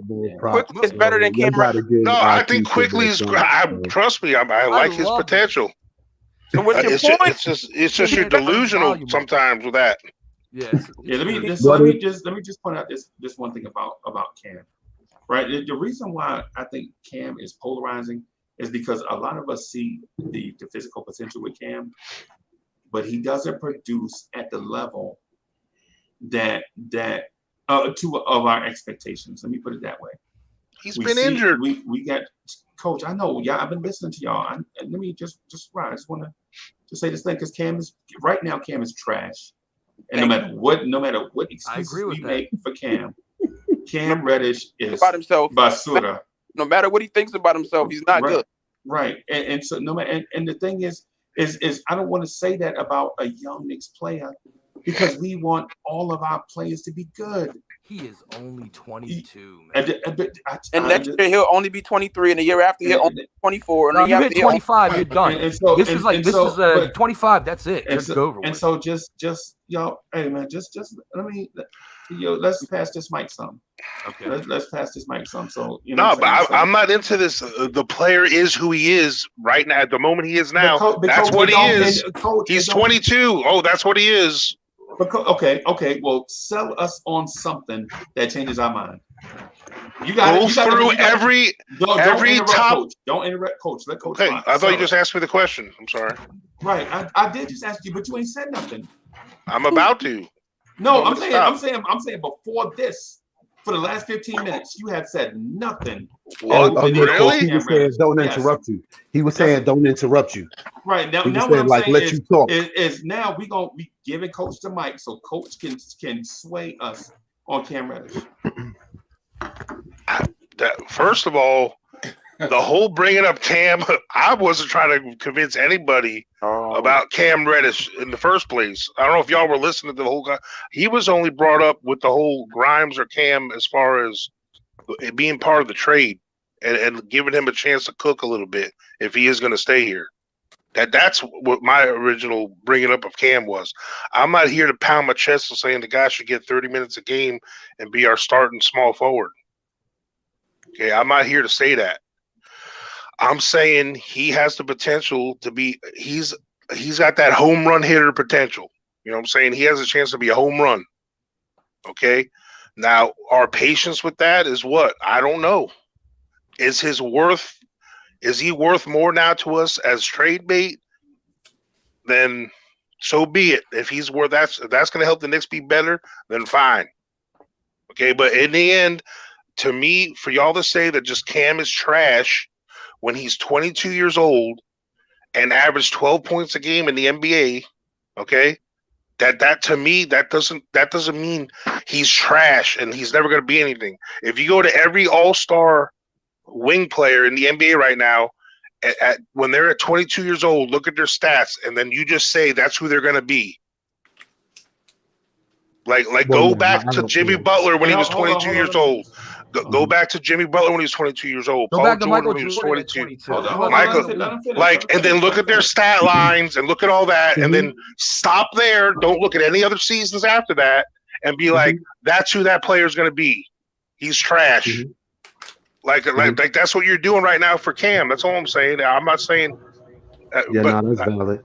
That's all I'm saying. Like if he was 27 and we're having this conversation, then yeah, bye. We just got the door on him. But he's 22, and he's had injuries. You know, that's all I'm saying. Like maybe he's gonna be Brandon Roy. Bye. He's injury prone. Your career's over. You know. But that's all. I don't mean to sound like I'm backpedaling. I feel he hasn't had, for two reasons. One, a little bit on the minutes, but the bigger problem was he's been injury prone. So it's been hard to get him and count on him to take that chance to give him more minutes. So the injuries, it's his fault in the end, I guess, for getting injured. He shot 90% from the free throw line last year. That's pretty good. That can keep you in the NBA. I don't think anybody is making the suggestion that Cam Reddish can't get better. I don't think that's what anybody's saying. I think what is being said is at this moment, his issue is not lack of opportunity. His issue is he hasn't been good enough. That's his issue. Right. That's where you and I disagree. And I think that's what That's a statement right there. With Atlanta, he got ample opportunity in Atlanta. When he came, he did not play. Right? He got ample opportunity in Atlanta, and they had no problem moving him for Kevin Knox. You understand? So his issue is not that he hasn't gotten an opportunity. That's not true. It's just, well, they did it more for the pick than Kevin Knox. But my point is, they had no problem getting rid of him. They chose 2-3 of the wings over him. But those 2-3 because he's injury prone are better than him. He's been in New York, and Tom Thibodeau clearly values RJ and Quentin Grimes over him. Right? It's not lack of opportunity. Now that's 2-3 coaches. Well, because those are two guys he already had on his roster. And just another point. How old is RJ Barrett? The same age. This is what I'm saying. So we discussing 22-year-olds. Right. How would you feel right now if the Knicks traded RJ Barrett to somebody else for only a number 1 pick? Wouldn't y'all think they was crazy? All right, but we're talking about 22-year-olds. So, you know, RJ is 22, so is Cam. They played on the same college team. Like, look at the numbers. Compare the numbers then. You can see RJ is just better, even though he doesn't have... I'm not asking Cam to be RJ. And Cam didn't set the world on fire in college. Cam got drafted off of that quote-unquote potential. He didn't set the world on fire in college either, if we're being honest. He didn't. No, he didn't. Most people said he should have been out after his freshman year. There were a lot of people that said he should have stayed. Right? So Cam didn't even set the world on fire in college. The last time we've seen Cam Reddish set the world on fire. Zion. That was Zion's squad. I'm not going to put him. Come on. Okay, man. How did RJ show out? What? He played on the same court with Zion. RJ Barrett played on that same court with Zion, and he made himself a top 3 pick. I mean, he was Yeah, still and picked Cam 10th. Reddish was on there, and he's the top 10 pick. I mean, Cam Reddish got drafted purely off of potential. People even thought the Hawks reached on that pick. Bro, you're literally starting RJ Barrett purely off of potential. What No, makes you you're think not. he can't go down? There's no proof that he can sustain his productivity at all. It's more likely that RJ's productivity falls off than increases. It's just the law of numbers. It's the law of numbers. Hey, to be honest how with much you, better that's can more you get? likely. How much RJ better was a can you top get? 5. RJ was a top 5 player in college. How much better can RJ Barrett get? Let's talk about that. Let's move off of Cam because we all agree with exactly. Cam. That's the question. Let's just get over Cam because we'll spend an hour we talking don't about Cam. we don't all agree on Cam. Right. We don't. So we don't all agree on Cam. He's my ham sandwich. I give permission to move on. We can move on. No. Yeah. Before y'all move on, Cam. Wait a minute, man. Hey, hold on. Let me tell y'all something, man. We gonna listen. This thing sounds like trash coming through the speaker, man. We cutting people off and talking over people. Say what you got to say and let somebody else talk. All this interjecting, man, and talking over people, man. Remember, we trying to put a good product out here, man. I feel you. You know, so let's just be respectful. Let's just be respectful of everybody here. Say what you got to say, man, and share the microphone. Mm-hmm. You know what I'm saying? I was trying to get to Wisdom and Chilltown and Don P because they just hadn't had the opportunity to get in and rock with us. We got plenty of time. We ain't going nowhere. There you go, moderator. And listen, and I understand we passionate about. Sometimes we get passionate about topics, and sometimes we're not passionate about topics. And the ones we get passionate about, man, listen, we'll allow whoever it is. If you got a moment that you want to do your thing, just do your thing. The thing about it though is when it's over, it's over. Let somebody else just rock. That's all I'm asking, just so that the product be dope, right? Don P, you had something you want to say about Cam? Yeah. Can you hear me? Can you hear me, Uncle Fish? I can hear you. My thing about Cam is this. As far as his potential goes, he has shown flashes of it during the playoffs, which is one of the number one reasons why a lot of Knicks fans because what he did in the playoffs. Right? Hey, you breaking up, boss. You breaking up. Now, my thing about Cam is, can you hear me now? Yeah. All right. So this whole notion of Cam is trash or whatever the case may be, yeah, maybe he's not putting up the stats you would like to see. But the last show I was on, I put up Giannis stats, right, for his first 3 years in the league. And I asked the panel, would you trade that for Donovan Mitchell? And most of the panel was like, yeah, we'll trade that. But when I was Hey, Don, you breaking up real bad, bro. Don, you breaking up bad. All right, I'm gonna head into the chat, bro. Okay. All right, man. Hey, I'm sorry about that, Don, but we just couldn't. It sounded like computer love. I wanna be your man. Yeah, my bad, Don. Wiz, you want to jump in? Oh yeah. So, shoot, gentlemen, greetings. First of all, greetings. Want to acknowledge you guys. Greetings. I've been listening and have about 6 different opinions about it. In a vacuum, yes. In a vacuum right now, I would say Cam is almost a bust in a vacuum. However, I can judge a trade by the value that team had for him. I would actually have given more for DeJounte Murray than what Atlanta paid. So, would you say that the trade to Atlanta, Atlanta fleeced them by getting DeJounte for such a small price? I wouldn't say that. So, Atlanta's value of Cam doesn't mean that Cam is only worth a Knox in a pick. It could be, again, moving someone out of the way. Most of you guys want to dump Julius, for bag of crackers, right? It's a bag of chips or something, right? But Julius's value is much higher than that. So if we do trade him and only get back, I mean, I don't know what you guys have been hearing about the potential trades right now, even just to get off of Westbrook's salary and get a salary cap. Again, that people are going to look at, oh man, Julius must suck because all they did was get rid of him and they actually gave a pick with him just to get rid of him. That's how bad Julius is, and that's not a way to value a player, because the team that's traded him can value him differently. So on that level, so I'm going to debate the two other aspects. One is the Grimes-Cam comparison. Right at this moment, I think Cam is much more valuable and potentially much more valuable than Grimes is, except for one thing, and that is we got to pay Cam 1 year from now. The money is coming in. And that's the part where the risk reward is much higher for Cam, because 1 year we either lose him completely if we can't get to him by the trade deadline, and we have a chance to watch Grimes for another year or so and help develop him. So on that part of it, though, I'm still leaning Cam to Grimes. Just on the skill set, his build, his athleticism, his free throw shooting, because Grimes is a bust for a guy with that kind of stroke, and his free throw shooting the way it is right now, that I can't really give a guy money who's a sniper but can't hit free throws at higher than 70% rate. That's shocking to me. Yeah, it becomes a liability.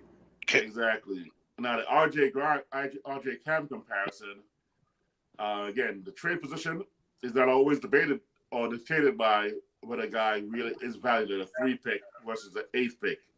I'm still saying that people judge Cam because of what they saw in college and didn't quite see what RJ compared to him may have. Because sometimes a college coach, I mean, what do you say about Michael Jordan? It's freezing, right? Is the old guy who could stop him? The only man that could stop Michael Jordan was Dean Smith. Dean Smith. Exactly. Absolutely. Exactly.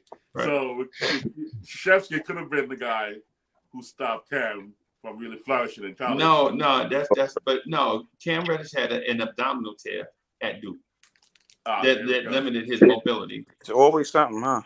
Right. Champ, don't do see. So I said he's injury prone. That's my knock on. Obviously everyone's knock on him. That's a good point. That's a good point. I mean, I understand that. I can't bend that. But right now, my stand on Cam is, I want to see what he can do. I just cannot take this risk on what he potentially can do. I mean, I think it's worth it compared to Grimes. Let me ask. But Wiz, let me do this. Let me bring in Chilltown real quick. He hadn't been here in a minute, and I just Chilltown. Can you hear me? Yes, sir. How's my reception? Hey man, it's immaculate. It's immaculate. Fabulous. Awesome. What's up, fellas? Freeze. I just want to say, you ain't even get my joke. You didn't get my joke. My joke just landed flat. Yeah, it did. I'm sorry. I just wanted to give you a shout. How's my reception? Immaculate. I thought you was gonna the immaculate reception. Oh, I get it. I get it. I thought that's my bad. I want to give you a shout out, Freeze. Let you know my blessings with you and the family, man. I heard the situation. Not gonna go into it, but I just want to send you my blessings, man. Thank you, man. And good. And secondly, you already know my ears was burning. I jumped on you. I was talking about Cam. So first and foremost, I do want to say, man, number one, Cam is injury prone, which is a problem that he has, which makes most people feel the way they feel about him. But number two, I'm going to say this. Tibbs, once again, sabotaged the team last year. And everything y'all saying about Cam, because he didn't get the burn to play, yeah, he was injured, but we were saying the same thing about Obi, about IQ, about the rest of the guys, because they couldn't get on the floor. We were calling them ham sandwiches and bums and everything else. So I take the eye test when I think of Cam. You take the eye test and you tell me that boy doesn't have the talent and the skill set. Yeah, I don't know about his motor, but when I sit and listen to the Knicks fans rant and rave about RJ, and my eye test tells me that RJ just doesn't have it. But RJ has the willpower and the mentality, and which I have not been able to see that in Cam yet because I haven't seen enough of him. But just taking the eye test at it, Cam has everything that he needs to be successful. And all I wanted for Tibbs to do which is the same thing I wanted him to do with Grimes, the rest of IQ, Obi, the rest of the guys, was give them burn. Because last year, there was no reason why none of those guys didn't get on the court until the last couple of games of the season. So I blame all this on Tibbs. It's a great topic, and you can go either way with Cam, but I want to see him play because what I saw on the court last year, besides Julius Randle, nobody else has talent like Cam on that team. Okay. And you mean the physical gifts? Yes, the physical gifts. Okay. And here's one last thing, Freeze. We talk about Cam, periodically, but at the end of the day, we all know he's gone because Tibbs never played him and he never wanted him. We all know he's gone. We sometimes we sound like those AAU moms and dads who swear their child is the next coming, and they bounce around from AAU team to AAU team because it's always the coach fault. My son really good. You stop playing favoritism. No, the problem is those kids are trash. They're not talented like Cam. You know who else has potential? Kevin Knox has potential. You know who else has potential? Frank Ntilikina has potential. All these guys have potential. You're making some over exaggerated comparisons. All of these guys on what potential is. All of these guys have potential. My point is, I like production. Potential does not win you anything. Potential doesn't get you on the court. Production does. But you have to be on the court a certain amount of time to produce. So. No, you don't. You gotta understand, Champ. You gotta understand though too. The argument that you're making is one that Coach wasn't a part of. So when he hear you make it for the first time, it sounds different. But so Champ, so Coach, what it was is for years prior to you coming in and joining the family, we had these conversations like what we're saying about Cam Reddish right now. We had the same arguments every night about Kevin Knox. You wouldn't have had this conversation from me though, because I didn't believe that. No, but what I'm saying is these things actually happened. Right. Like the conversations actually happened is what I'm getting at. Is we had the same conversation like we're having right now. We had them about Frank Ntilikina. We had them about Kevin Knox. We had them about Damian Dotson. We had about Alonzo Trent. Yeah, and so we had them about a lot of young players. Mitchell Robinson. We had about a lot of. Hold on, just let me finish. I just want to put some context to the reason why it seems like me and others are dug in about say take the player name off. Yeah, we just say player X.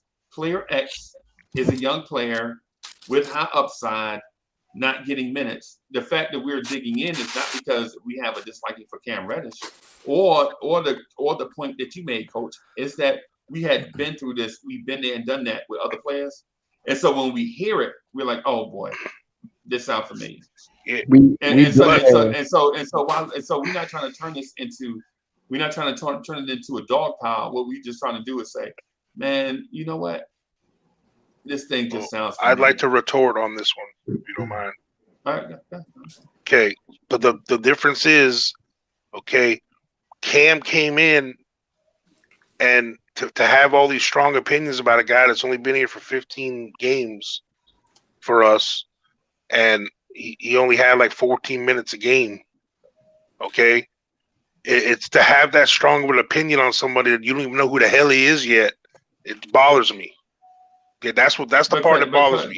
So the thing is, it shouldn't bother you though, Coach, because everybody has a right to their own opinion. No, opinion's one thing, but just a trash take on saying someone's trash. Our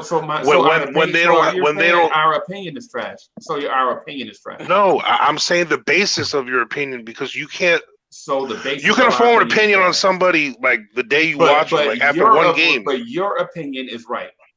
No, that's not what I'm saying either. I'm saying that your guys' takes on saying he's trash on the minimal amount of the data you're using to prove that he's trash. No, I didn't say I don't respect it. One thing you got to do though. Hold on, Champ. Hold on, man. Hold on. Let Coach finish. I didn't say I don't respect your take. I just feel that it's trash. I still respect it. All because I said it's trash, it don't mean I don't respect it. I mean, I respect you as a human being. I respect your I respect your evaluation of talent and your analytics. I respect all that stuff. But it's trash. Every once in a while, on this particular one, I just think you guys saying that he's trash is trash.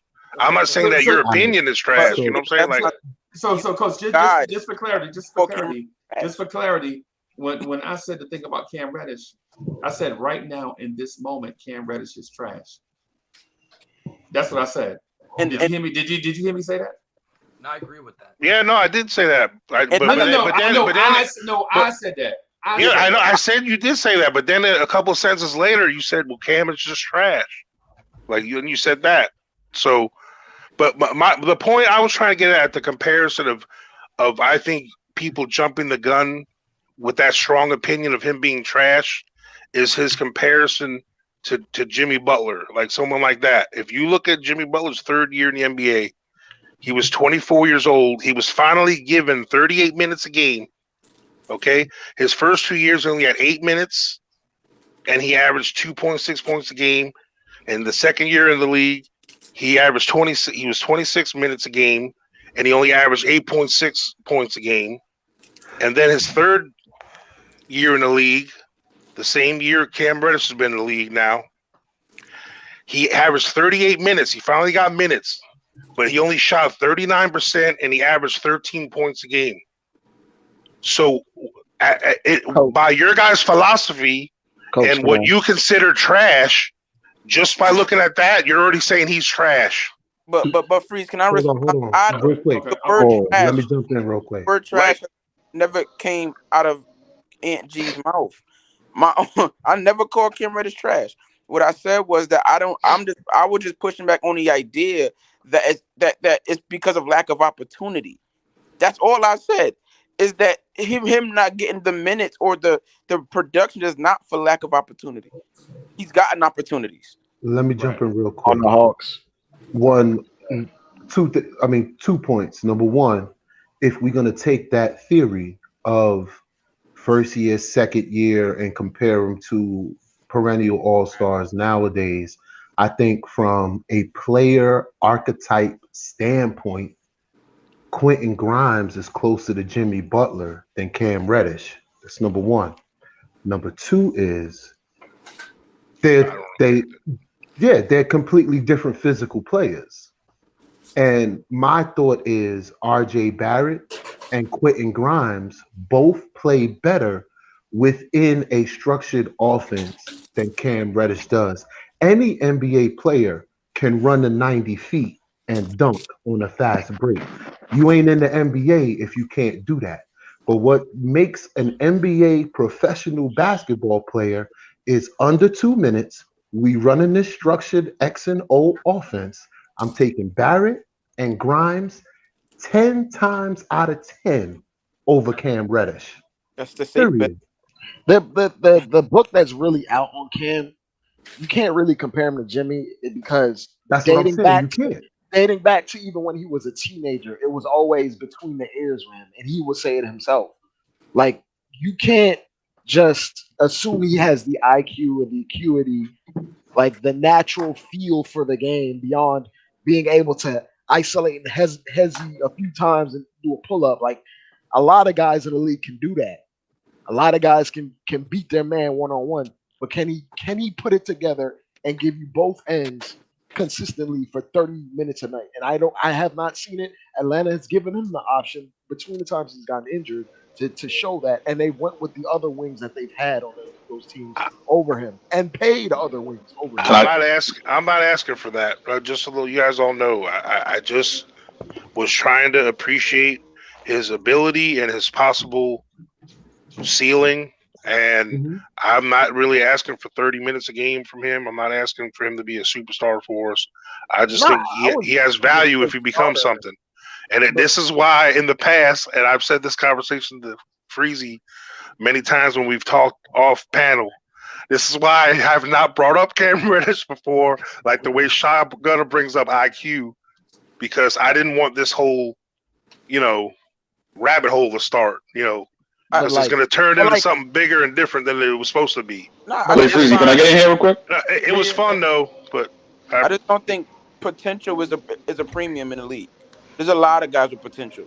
You can always find somebody with potential. Potential is not hard to find, right? And so I think we overvalue it, right? Production is a whole lot more valuable than potential. There's not a lot of guys that produce at a high level. There's a lot of guys that have the potential to. And having potential is not enough for me to fall in love with you as a basketball player. I gotta see. But that's your opinion. Okay. Hey, so Steven, how you doing, man? How you doing, Freezy? How you doing? How you been? Yo, what up? I'm all right, man. I'm all right. I was man. I was hearing King Ann talk about the whole Cam stuff, and I was kind of getting tight, so I had to get on here and talk about balance, right? Yeah, man.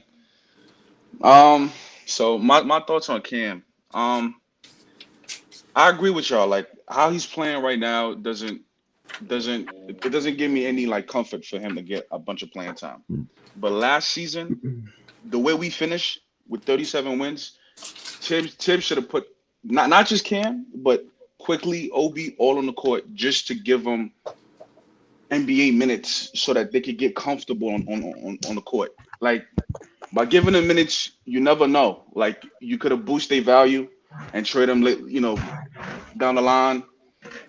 I just think we kind of giving Cam sort of like a short leash. Like he just got here.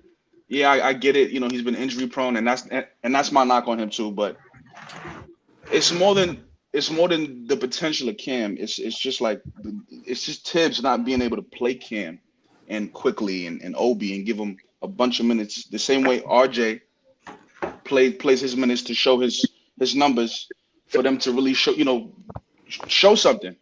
So I don't know, man. I would say this to you, the thing about Cam Reddish is nobody is trying to throw him away, right? And nobody is trying to project him to be the next Scottie Pippen, right? The thing is with Cam Reddish, what he's done so far is nothing. We got to come to the realization that what he's done so far is nothing, right? State, what you doing? Eating potato chips? Outside. Mike's in his pocket. Yeah,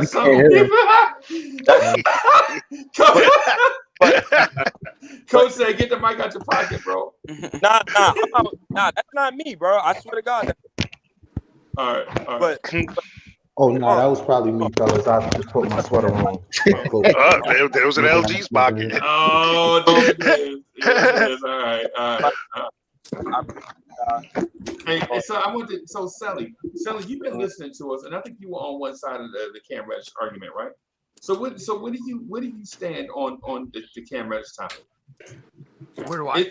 Yeah. Okay. Is it even worth talking about? Now we're making balloon animals. That damn sure ain't me.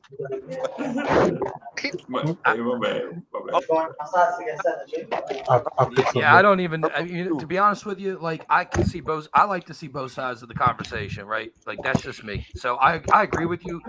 What he's done so far for being a top 10 NBA pick, it's not good. Right.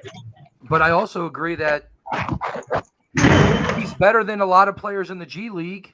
And what are you going to do, right? Like, so let me ask you this. Okay, does Ferran Hunt deserve Cam Reddish's spot? What type of Nah. The reason I'm saying that is like who are you picking out and putting into the roster? Like Cam Reddish at the moment is an NBA bench player. Okay, great. He does one thing very well. He shoots 90% from the free throw line. That's good.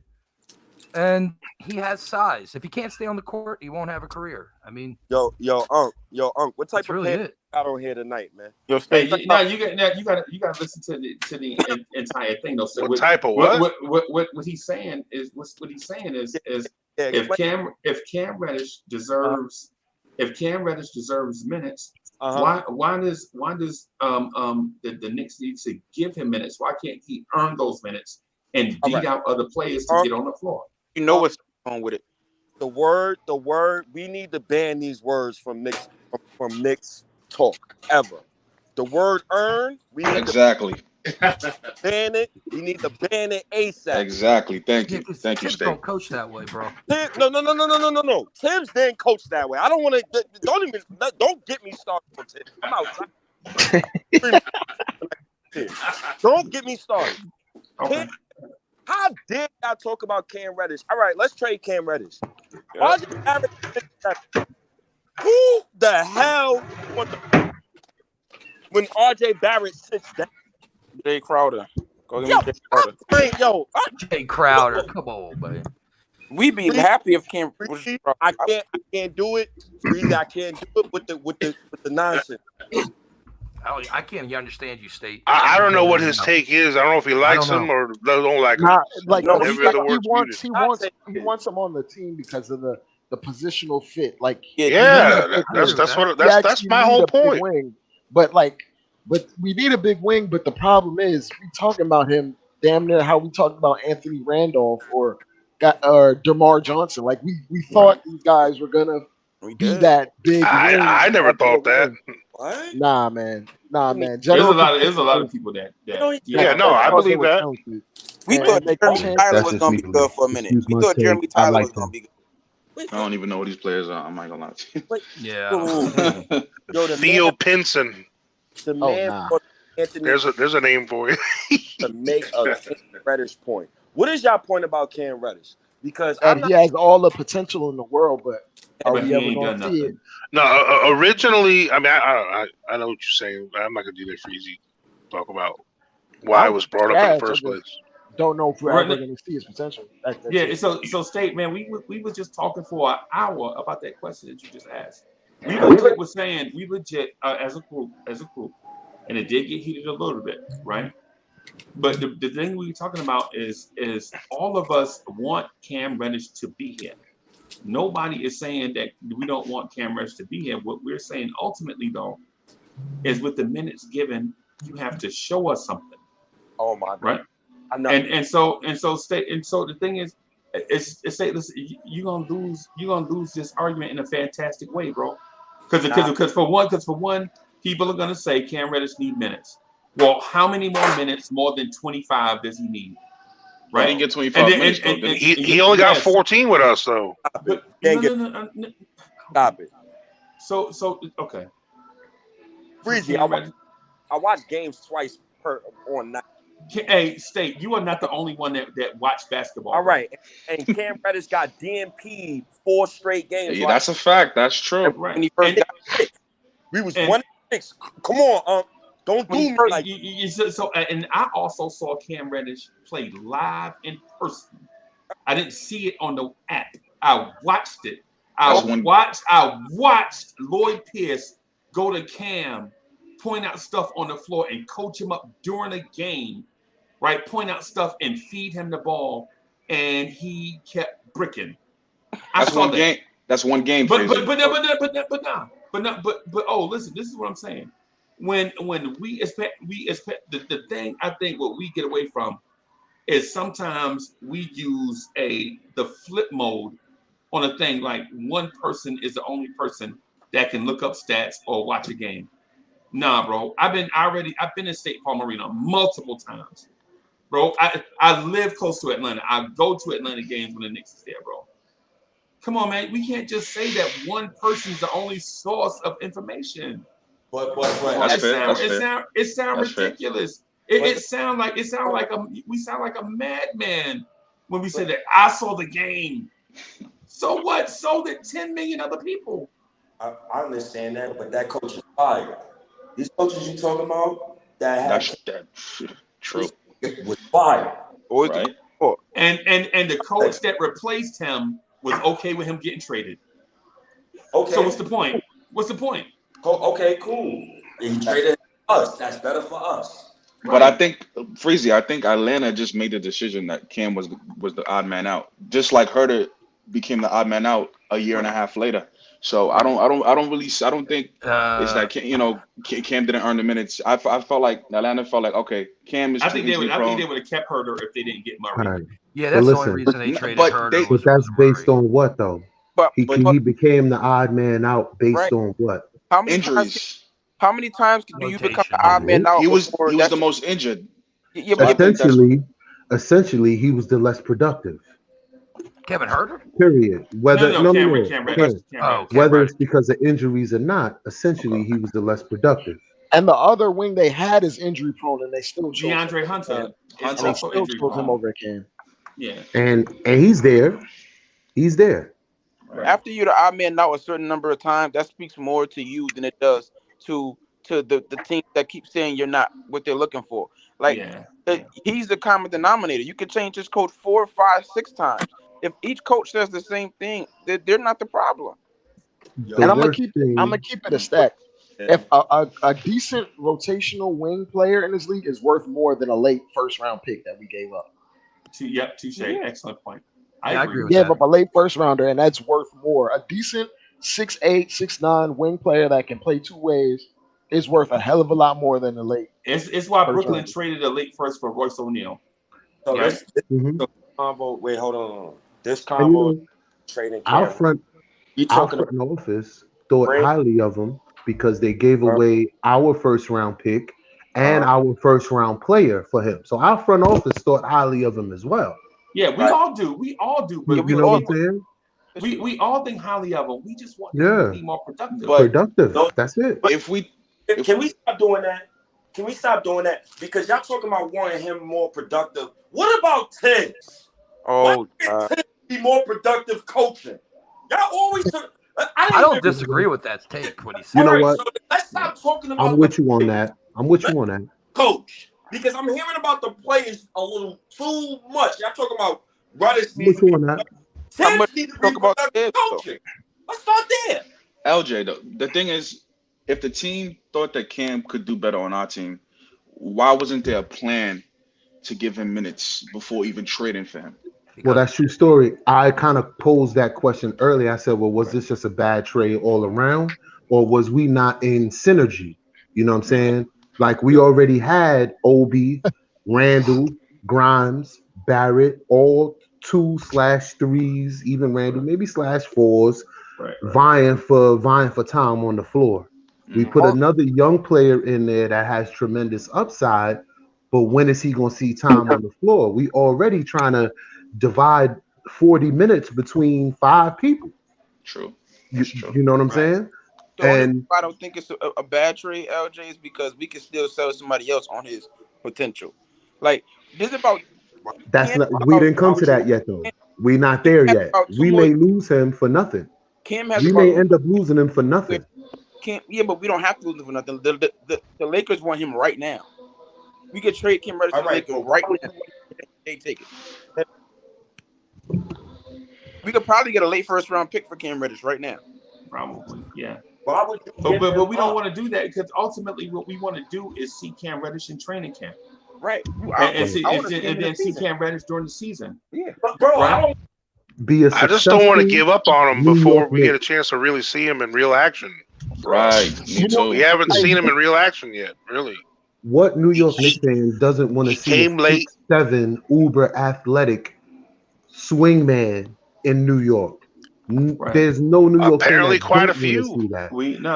I mean, but you gotta weigh the pros and cons, coach. You know what I'm saying? Some of us but we're not counting on him for anything, so there is no con. My only there is thing, a con. LJ, We is gave this. up the first one. My only thing, LJ, is this: I don't want to. Okay, so my frustration is Knicks fans historically are quick to anoint players the king of New York. That's true. And so before we get head over heels in love with Cam, all I'm saying is before we do that, let's let him prove something. And while I was researching this show 2 weeks ago, right? When I was researching the show 2 weeks ago, I saw the New York Knicks jersey sales, right? Guess who is in the top 20 in New York Knicks jersey sales right now? I know it's RJ Barrett, No. All Knicks. I'm talking about all Knicks. Top 20 Knicks jerseys right now. Cam should be Cam. I think Cam is top 10. And I think you know who the and I player I'm think talking about. Brown The play I'm talking about is that is still top 20 in Knicks jersey sales at this moment is Henry Ellingson. Wow. Right. Oh, Right. gee, Right. can you And look, I'm not going to look it back up again, but on the Knicks morning drive, I put it on the screen. You mean Dwayne Ellington? Wait, what Ellington? The one we gave away like 2 years ago? Henry Ellington. No, Henry Yeah. Ellison. Ellison. Henry Ellison. Good night. Henry Ellison. The whole chat just like right. Bridge. Oh my God. Ellison. Right. That's what I'm saying. And he only had a cup of coffee with us. He scored 8 points in a quarter against the Detroit Pistons after we signed him to a 10-day deal, right? And the Garden was chanting MVP while he was at the free throw line. That's them Knicks fans, though, man. That's just New York. Trolling. That's what I'm saying. Slow down, bro. Freezy. Hey, who's anointing Cam? Like, see, this is why things got twisted, bro. To me, his family bought all them jerseys, Freezy. His family bought all them jerseys. See, I'm sorry, but like this is where stuff gets twisted. I was never anointing Cam for anything. I just said that I feel he's more valuable and has a potential to be a bigger home run than Grimes. That's it. But coach, that's all I said, and everyone's saying I'm thinking he's gonna be the damn Scottie Pippen or D-Mac. But who said that? Who said that though? Who said you? I accused you of that. No, you just did. No, because I'm the one that opened Pandora's box on this. Yes. No, I didn't. Maybe you didn't directly mean it that way, but I didn't. No, I didn't. Right. I didn't allude to it either. I got more respect. I respect your takes. Oh no, I won't call you. I won't call your opinions trash. No, see. Come on, man. Now you make me feel bad. The kidney shot. He had to throw the kidney shot in there, bro. Because what I do is listen. Like the State been knowing me for years. State know I listen. State, you've been knowing me for years, right? If you have an opinion, I think it's worth. You know what I'm saying? I think it's something there. I'd be like, okay, I'll just sit back and listen, right? But but I will be real. I'll be man to man and speak to you in your eyeball and just say something directly to you, right? That's who I am as a person. Y'all been knowing me for years. You know what I'm saying? I'm not gonna throw shade at nobody, right? And so, Coach, when you say this thing about Cam Reddish, listen, you know what? I'm gonna just say it like this, Coach. You and Cam Reddish is not something different that I've already heard before. So I'm not jumping on you because I used to go through the same thing on the Knicks at Night podcast with Hoodie Cav about Kevin Knox. Got you. Right? And right. You know State, am I lying? You remember Hoodie Cav and Kevin Knox? But what I'm saying, other people's delusional takes on like talent that most people with two eyes can see is ridiculous is one thing. Right. But the consensus is Cam is got all the things that I'm saying he's got, right?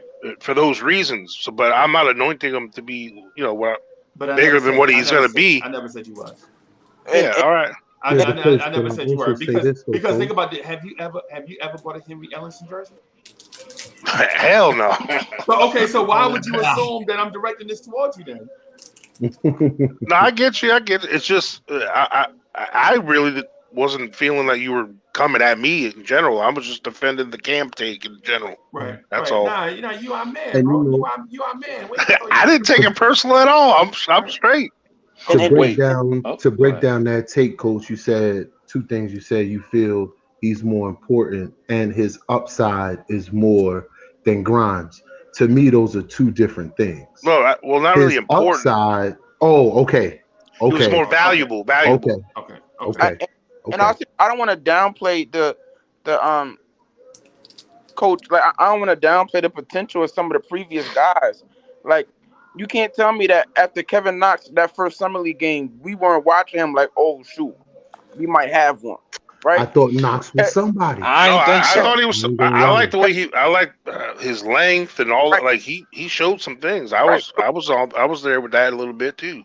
So like the Kevin Knox potential was real, right? Franklin Ntilikina, Yes. a 6'6" point guard, long arms, can defend. I remember that game. I forget who we were playing, but he ran a pick and roll with Porzingis. The Lakers. You talking about the Lakers game? Yeah, and we won.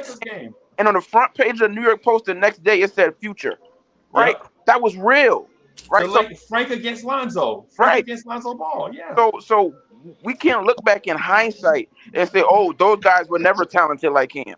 Like that's hindsight. But because in the present, we looked at those guys as if they were our future. We did, and we can't look back and now and then say, "Oh, but they were never good," because we could do the same thing with Cam in 2 years and say, "Oh, but Cam was never good," and we go on to the next guy that we just are smarter than the rest of the league, and we see what nobody else sees, and like we do it all the time. And Cam has potential, right? I want to see if he can fulfill it, but I think let's just see it first before maybe I'm unique in this scenario.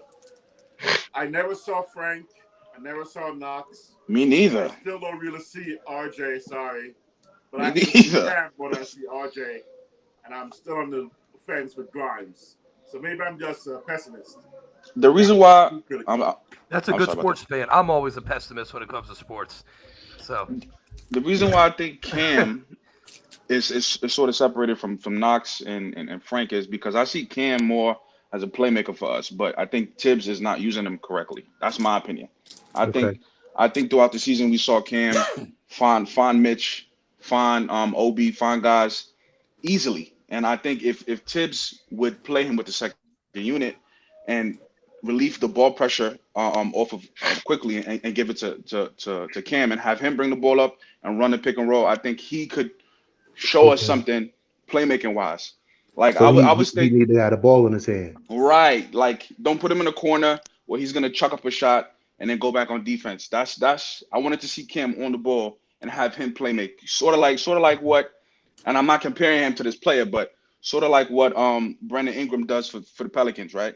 He plays off the ball, but at times he'll play on the ball and find guys like the bigs and the wings cutting, and it's good basketball. Point forward, basically. Right. I wanted to see Tibbs, especially when the season was over, to play him in that role and just to see what we have in him.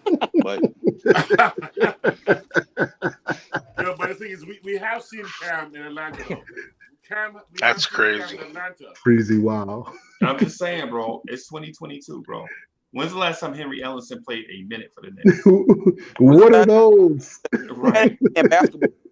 It's the number 13, lucky number 13. That's what it is. We've seen Cam in Atlanta though. Let's not discount the fact Cam has played 2 years and with enough minutes in Atlanta, except for the injury time frame. So we have seen him. I'm on the Cam. I'm in the Cam hive, but I'll trade Cam in a heartbeat right now as well. No, so those two things can't go together.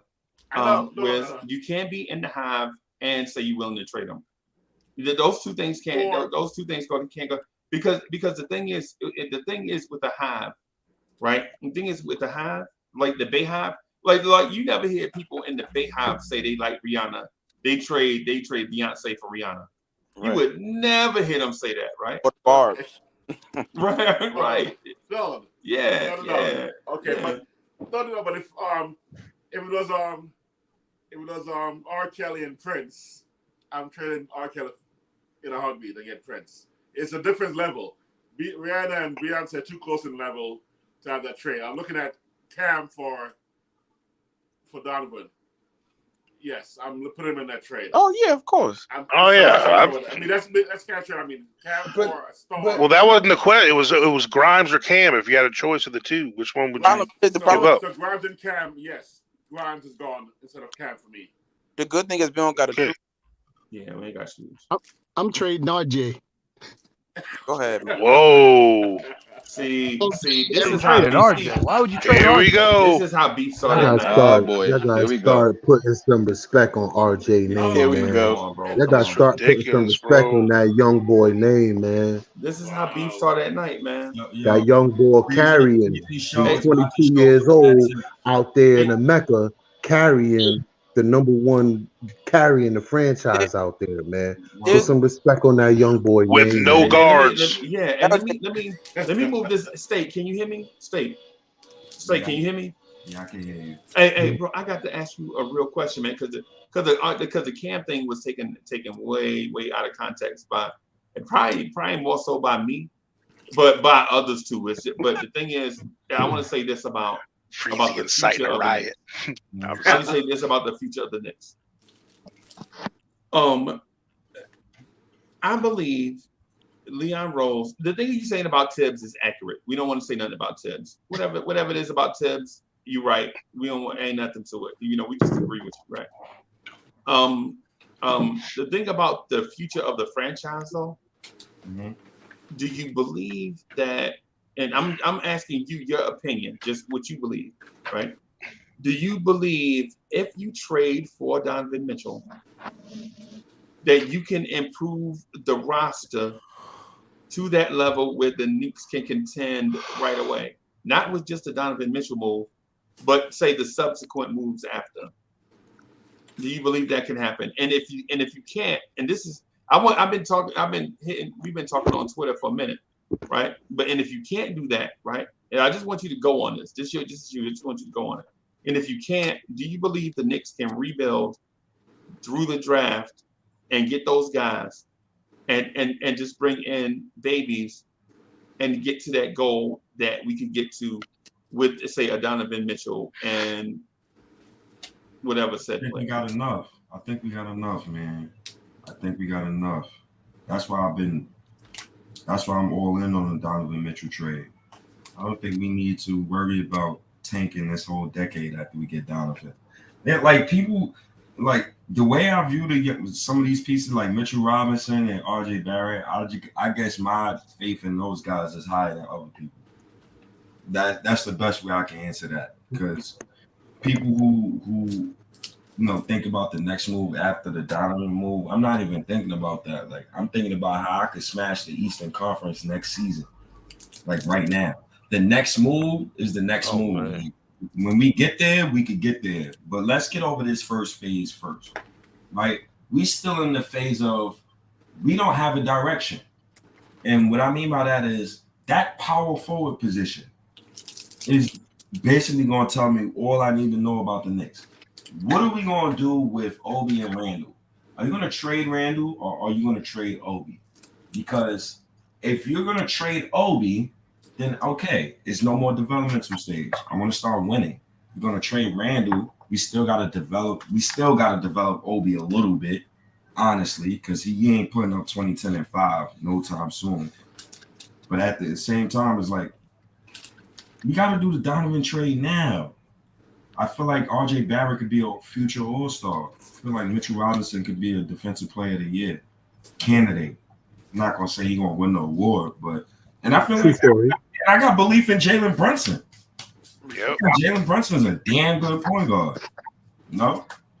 And last thing is, the only reason why I'm not trading Cam Reddish is because when RJ Barrett sits down, who's your next wing? I'm not talking this Quinn Grimes bull crap. Nobody can convince me about that because he is not a 3. It's not even. He's not a 3. 1, but 2. Nobody can convince me that you're bringing Rose, Emmanuel Quickly, and Quentin Grimes off the bench when your starting guards is both 6'1". Rose makes no sense whatsoever. And you being generous with the 6'1". So I'm kind of being generous right now. They're not even 6'1" for real, but so Brunson's not 6'1". So why do you think that Grimes is the odd man out in that scenario? He's the least valuable. Because you don't gotta pay. You don't gotta. It's not even that. It's about when you gotta pay. You don't gotta pay Grimes next season.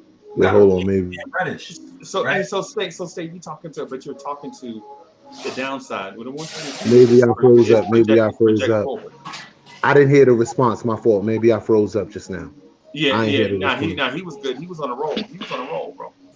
State was on a roll. I didn't. At State, what I want to ask you though is what do you project going forward though? Because I get you. Because Donovan Mitchell is never going to be 6'7". So what? Jalen Brunson is never going to be 6'7". So what? What about the future? What about going forward? The key is in RJ's hands, man. Yeah. All right, so y'all willing to pay Cam? RJ's development is the development that's the most important at everybody. The development of RJ Barrett will improve the ceiling of the Knicks organization. At the end of the day, y'all gonna pay Cam? Yeah, but you paying Cam? The third overall pick in the NBA draft. If he earns it. And I've been a Knicks fan for 21 years. It's going on 22. RJ Barrett is the highest draft pick of my lifetime. Nobody on this panel, nobody on Twitter, God, my mother, it does not matter. You cannot convince me to trade RJ Barrett right now. It's stupid. And then we bringing up efficiency. Nobody, well, I don't know. I'm 32. I wasn't raised in math class when it comes to basketball. So when people bring up efficiency, okay, cool. The Knicks rolled out 6 players last season who all shot under 41% from the field. So who that's on? That's on the players or that's on the coach? Because I've never seen that before. He don't like Tibbs. We get it, bro. We get it. You ain't no Tibbs fan, bro. But this ain't a. But State, you know who that field goal percentage falls back on? Who? The player. Right. Because the NBA It's is the player. It's a make or miss league. Period. Exactly. Context. But what are the shooting percentages, average shooting percentages of teams with good point guards? I'm sure it goes up. I'd like to see that analytic because good point guards set up offenses and put people in positions to have better shots. Let's be real. Let's be real, OG. Right. It's like how a great quarterback affects the running game. Even with, definitely. Even with that, And makes wide receivers too. Tibbs? Right. Do y'all trust Tibbs? Even with that, all y'all said is logical. But State, we understand what you're saying about Tibbs, bro. Nobody disagree with you. You still going in on Tibbs. Hey, Steak, can I ask you a question? Was Tibbs a problem? Was Tibbs rotations a problem the first year? That's my only. State. That's what State says. Yeah, State. This is going back since Tibbs. Is Jalen Brunson and Spider better, worse, or as good as Dame Lillard and CJ McCollum? They're better. Better, I think. Better. Wow. Okay. Better? I don't know about that one. Slow down. So now we know. Yeah, tripping. What? Yeah, now we know where we're at with this whole tandem. Say that. Say what? I didn't say anything yet. Damian Lillard could not get to the West. Like you gotta. Hold on, brother. Come on. Dame and CJ ever played with RJ Barrett? It's to be determined. Has Dame and CJ ever played with an RJ Barrett? Brunson. Wait, hold on. I want to hear his What's the question? I'm sorry. What's the question again? Has Dame and CJ ever played with an RJ Barrett? I'm sorry. The initial question. The initial question was: is Dame and CJ better than Jalen Brunson and Donovan Mitchell? Whoa, wait. Then Damon Brunson and Donovan Mitchell? Then Jalen Brunson and Donovan Mitchell. What we said? I think we said yes. Will be better. We didn't say nothing. One person said yes. I think Donovan will be better than Dame. But I think what it comes down to is CJ McCollum and Jalen Brunson. I think CJ McCollum is probably a better basketball player than Jalen Brunson. So who is better, man? CJ McCollum and Dame Lillard, or Jalen Brunson and Spider? It's a simple question. Not what if, not what could be. As we don't know yet. It's to be determined. What do you mean you don't know? They've never played. You don't know how they haven't played off each other. How do you make that comparison? It's easy to make that comparison. Potentially? Are you talking about potentially? No, Coach, you're making a potential argument, but we don't know how they'll play together. Jalen Brunson and Spider are not going to be CJ and Dame, bro. Yeah, I do understand that you said Dame Lillard, right? Thank you. That's what I'm saying. Into the 30s. Dame Lillard, bro. Man, you're not, 75 all time. Dame Lillard. Everyone's talking to everybody. Let me just get this out. The peak of Dame Lillard and CJ McCollum is the peak of Spider and Brunson. Would you disagree with that? Nah, They ain't even close to their peak I yet. don't think that Brunson they're and- gonna make it and to Mitchell. McCollum and Lillard. Freezy, you understand what I'm trying to say? Help me out. I understand what you're saying. Okay. Freezy, I don't understand what he's saying. I didn't understand shit because everyone's talking when you're talking, so I didn't hear a damn word you said. Honestly, understand. My bad. I'm gonna mute myself real quick. I think the problem is we're underrated. Can you say it again? I'd like to hear it again, honestly, because I didn't hear it. When CJ McCollum and Dame Lillard were in the mix in the Western Conference, right? Will Spider and Jalen Brunson be able to be that productive a backcourt as CJ McCollum and Dame Lillard when they were or better? Could you say better, or better, or just as good, or but worse? Here's the caveat. Here's the caveat, fellas, that he didn't answer my question.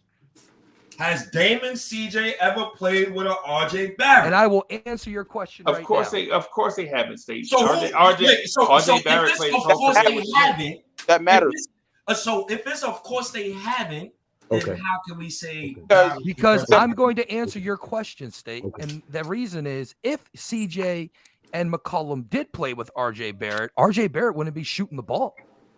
Right. What type of drunk not you? Why would you have RJ Barrett shoot the ball and you got Dame Lillard and CJ McCollum? Why would RJ be taking any shots? He would be more efficient. He'd be taking better shots. Maybe not as many. You're going to crowd. You know what the New York Knicks are going to become if they get Spider? A traffic jam. Time out. They're going to become a traffic jam. Which is not enough time for everyone to shoot 20 times a game. Moderator. Can we get control of moderator? That's my opinion. Ain't no control, bro. Because I keep saying the same thing over and over. I keep saying the same thing over and over. Like somebody be talking, somebody. You see what I mean? Oh God, yo, that just warped my brain. My fault. That was a wild ass analogy. You're going to be better than the Portland Blazers. Excuse my language. Sam, there's been multiple instances in the NBA where there's been 3 guards that have averaged 20 plus points in the league together. 3 guards. And you know what? So I'm gonna jump in on what my man said. The one that don't like Tibbs, and I'm there with him just because this is no longer 90s basketball. You know what I'm saying? Like we putting players in Tibbs' control that need 2020 coaches. Tibbs still coach like we in the late 90s of the Miami Heat, New York Knicks eras where, you know, it was all right. So bust it. I'll put it like this. We giving him wing players. We giving him interchangeable 6'7" wing. Like everybody's between 6'5" and 6'8", but he's not orchestrating the offense that way. Like you need to come to the new times of basketball. Like he's still coaching as if we in the 2000s and late 90s. And I don't, you know, he's made some progress because it was worse. It was worse before. That's why them niggas in Chicago ain't want to play for him. That's why Lonzo ain't want to play for him. Levine ain't. They was like, nah, we not playing this old school type basketball. So he's made some progress, but we keep putting these swing wing players in his control, and his offense just ain't conducive to that. Like, if we going all the way motion, we need to go all the way motion. Can I push back on that though? Because when he had the Timberwolves, if he had the talent, they had a top 10 offense. What provided the talent, you can have a productive offense with Tibbs. My issues is that he's so rigid with his lineups. He's not trying to be flexible. He has to always have the rim protector on the court. He has to always have it like his own specific way. And once you have an overwhelming amount of talent, like say the Timberwolves did on offense, it can work. But bro, I'm cool with that. I'm cool with having Mitchell Robinson as the 5. The other 4, like, think about the most successful teams in the league today. Let's think about the 2 people that just went to the finals. They had like Draymond Green was the tallest person on Golden State. At 30 minutes out of the whole 30 out of the 40 minutes, Draymond Green was the center. That speaks to small ball, and Tibbs doesn't. This is what I'm saying. Tibbs don't play that style of offense. And let's go to the Boston side. Robert Williams was their center. Was he 6'10", 6'11"? Like, all right, cool. I'll take Mitchell Robinson as that one person who's 6'10" or above. The other four, we need to be able to be multi-positional, multi-dimensional, interchangeable, so that the new style offense can effectively be ran. We don't have a still lot on of this, guys that fit that mold besides Cam. bro. We got Cam. We got Kobe cannot guard no threes or twos or You one. got you got no elite 3-point shooters on the Knicks, bro. You don't have Clay. You don't have Steph. You ain't got Jordan Poole. You don't have that, and that's the We problem. don't You can't run small ball with the listen. Knicks. Did you know about Jordan Poole before he got on Golden State? I think everyone had an idea, but Nah, no ain't one thought. nobody know Jordan Poole, bro. No. I didn't say that I knew. What Jordan I'm trying to Poole. say I said is, that we had an idea that the Warriors, just like what I'm Moody trying right to- now, the Warriors draft a certain type of player, man. I mean, they draft Yeah. a certain type of players. because they're going to utilize them. They're going to utilize them. So All why right. did the Knicks So, draft Jordan Poole? well, I don't know why they didn't Right. draft The Jordan question is, the Poole. Knicks keep whiffing in the draft, bro. I still don't want Jordan. That too. They keep whiffing horribly. No, absolutely. You guys don't have the Knicks do not have a draft pick that you can speak on for the last 15 years and say, I'm going to hang my hat on that. You do got RJ Barrett, but before that, you got nobody. Porzingis. Even RJ. Like, Porzingis KP's not before with his you. knee. Like, who you're still, like, Even who's RJ. still All in right. that squad? So Frank. put KP. Your put talent Porzingis. recruitment sucks. The Put Knicks, whoever's Porzingis. running the draft sucks. Put Porzingis on Boston. Put Porzingis on a team that runs that type of offense. Like, we don't run that offense is what I'm trying to say to you. Our players don't move without the ball. They do high pick and rolls and they stay in the corner. There's little movement off the ball. And that's Randall, that's Barrett, that's all of them. It's little movement off the ball. We high pick and rolling, we side pick and rolling, we ISOing, and you stay on the side and hope that offside defender reaches or takes 2 steps towards you, then you kick it, and then you take that shot. That's our offense in a nutshell. Yeah, LJ, I got some down that says no, that's not it.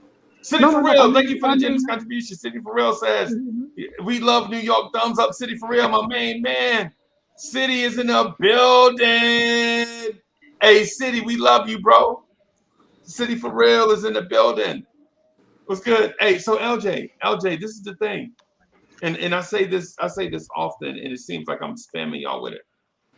But the Knicks do run offense. The Knicks ran the pick and roll the 7th most amount of times in the NBA. The New York Knicks had the 6th highest time of possession in pick and roll offense. But you know what? What else the Knicks were? Okay. They were 28th in point per possession in the pick and roll. And so you know what that tells us? That even though the Knicks ran a system, they were not efficient in it. And so if you that's like teams running the air raid, and it's always 3 and out, always 3 and out, always 3 and out. All That's right. us. So That's us. Now So, the other thing too, the other thing too is we also have forwards that have high usage rates. So even if you had guards on your team, when the forwards handle the ball as much as they do, you don't get into conventional offense because RJ Barrett is 28th in the NBA in usage rate. Julius Randle is 21st in the NBA in usage rate. So that means of all 30 teams, you have 2 guys in the top 30 in usage rate, and they're not even guards. So of course the offense is gonna look discombobulated because who starts their offense with a 250-pound power forward? Right? Okay. Or who runs their offense? Who runs their offense with a wing player that's not athletic? All right. So what I'm saying is, go ahead. Go. And so while it sounds like me bashing, the Knicks. I'm not bashing the Knicks, bro. All I want to do is just have like some perspective. You notice the first thing the Knicks did, knowing these numbers that I just mentioned, right? You know the first thing they did, right, in the offseason, got rid of the dudes that could not run their offense and brought in dudes that can run offense. And they're hot on the trails of another dude that can improve that pick and roll. And Donovan Mitchell improving the pick and roll does this, right? Right. I'm gonna just say this real quick about Donovan Mitchell. If the Knicks get Donovan Mitchell, you can expect Mitchell Robinson to lead the NBA in dunks. You know why? Because Donovan Mitchell played with a defensive center that led the NBA in dunks. I believe it. Right? I believe it. I'm just pointing out those things. It's not totally just Tibbs don't know what he's doing. Now, Freezy. Can I piggyback off that? Oh, go ahead. A lot of Tibbs is like the backlash that he gets is because he's slow to adjust. But given the correct roster composition, like for instance, you talk about we had a lack of movement on this team. When Derrick Rose went down on Chicago, who did they run the offense to? Joakim Noah, and he was like top 5 in MVP that year. And then they had a lot of off-ball movement because they had an high IQ power forward / center making decisions. We never had the high IQ guy making the right decisions every single time. But Dre, you're taking it out of context. You're taking it out of So okay. So yeah, imagine. no. No. To your point, imagine if Joakim Noah and Luol Deng ran your offense. That's what I'm saying. Yeah. That's what I'm saying. Because it's not just Randall. It's not Randall just and Randall. RJ together. It's the whole. I'm saying roster composition. It's the whole roster to me. Like there's a lot of ill-fitting parts that didn't mesh together. I'm not putting it just on Randall. I'm saying like top down. We had a guy that was running pick and roll a ton and was terrible at it, Alec Burks, for instance. He couldn't finish at the rim and he couldn't find cutters. We were running a lot of modern sets, getting the corner 3-point shot, which is a modern thing, like forcing that. And we preached that, but we just didn't have the roster composition to make that type style of offense. You didn't have an athlete at the 2 or the 3 that could cut back door and get dunks. You know, because Fournier's not an athlete, RJ's not an athlete. Okay. Okay, so is the consensus that hey, we were running the right sets, we just don't have the personnel, as opposed to we're running the wrong sets with the personnel we have? Like, do we have is the consensus, hey, Tibbs was doing what he could with what he had? Like, is that the consensus? With nuance, I feel like it's a bit of both. Like, no one is exempt from fault here. Right. Like, right. When you have a terrible offense, some of it falls on the coaching and some of it falls on the player. It's like there are certain things that Tibbs does that I don't agree with, but then I can see what he's trying to do, but he's also trying to force a specific role on a player that cannot do these things. Like he's trying to make someone be something that they are not. And you're like banging your head because he won't like adjust to do something else. But it's just like that's why you can see what it is. We didn't have good production from our backcourt. Period. Thibodeau's the type of coach he needs. That's what it comes down to. Thibodeau's the type of coach he needs help from his front office. Meaning, like, you know the type of coach he is, you know what he wants to do, and the front office has to get him players that he can do that with. Thibodeau is not really going to adjust to his personnel for the most part. And I think getting a guy like Donovan Mitchell and getting some guys that can, you know, work that pick and roll the right way and attack and create, I think it's going to make Tom Thibodeau look a lot better.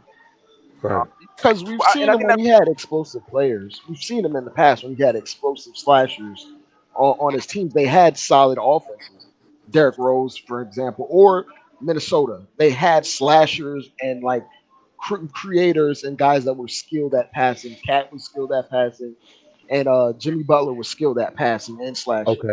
Okay. And they had a top 10 offense. So once you have the personnel, he can do it. It's just he's so rigorous that he doesn't know how to adjust on the fly to what his roster is giving him. So you know who that type of center is that we just signed. I mean, I know we got Mitch, but that type of center is Hartenstein. His percentage is through the roof on that high pick and roll. But my worry is that is Tibbs going to play him? Is he going to play him because he wants to play the starters he has now? The same thing or rather, the same way he limited the guys on the bench last year, who might have, filled the role in for a Burks or whoever. Tibbs is pro rim protection all the way, so he's gonna get burned. Yeah, he's Yeah, He's defense gonna get first. burned, Tibbs will love Hartenstein. We'll see. I think and we're Yeah, Hartenstein. always because gonna his run. block rate is up We're there gonna have too, a right? five. We're gonna have a 5 on the court at all times. Yeah, So if it ain't Hartenstein's Mitch, block rate is Harten's up gonna there be. too, right? Yeah. yeah. His And his yeah, Hartenstein's a his great his block passer, percentage is up and, there. and I think Thibodeau likes bigs that can pass. Yeah, Joakim Noah, Cat. Yeah, Yeah, and I Hey, think he'll like. yo, can I chime in real quick? Can I Yo, my chime in man real is in quick? the building. What's good? City, Yo, what's good? How you been, bro? hey, We listen can't here. see you. We can't see I'm you. good. No, I'm walking the dog right now, man. It's mad super dark. But anyways, I just wanted to tell you guys, I'm always on the lookout, man. I'm always watching and stuff like that. So you know what I'm saying? I just want to say you guys keep doing your thing, keep keeping it lit. You know what I mean? But For I'm here, I'm sure. watching, man. I love you guys. And I just want to say this, man. Soon as I get the jumping off again, man, we gonna have everybody down there throwing the orange and blue in the chat how they Yeah. supposed to do. You know what I'm Yeah. saying? And if y'all don't know by now, y'all need to represent our colors and throw that orange and blue in the chat for me In the one time. chat. Y'all already know how I do, Them. man. Don't make me start calling it out, all right? And I will tell you this right now, man. Yo, once I get back, hold on. Oh, wait. I'm walking the dog right now. But yo, once I get back, you best believe, man. You best believe we doing that roll call like how we supposed Yeah, man. The legend, City City. for real is in the building. Salute. Yeah, man. Hey, City, you must. Hey, City, but you must have City, you must have walked through a dead spot, man, or something. I just like listening though sometimes, you know what I'm saying? Because usually I be at work. Oh man. Oh Yeah, man. man. This is wholesome intellectual debate here. I Yeah, like right. this. Right. Yo, y'all already put some orange and blues in the chat for me one time. All right. That was our main man, City for real. That's my guy. That's my friend right there, man. Yeah, man. City, be safe out there walking the dog, man. Don't let them pull you too fast. It's like a So lot of. Freezy, what's your take? Like, what's your take? Is it a coaching thing? Is it a player thing? Is it a little bit of both? Or how you view the construction of the offense versus the personnel?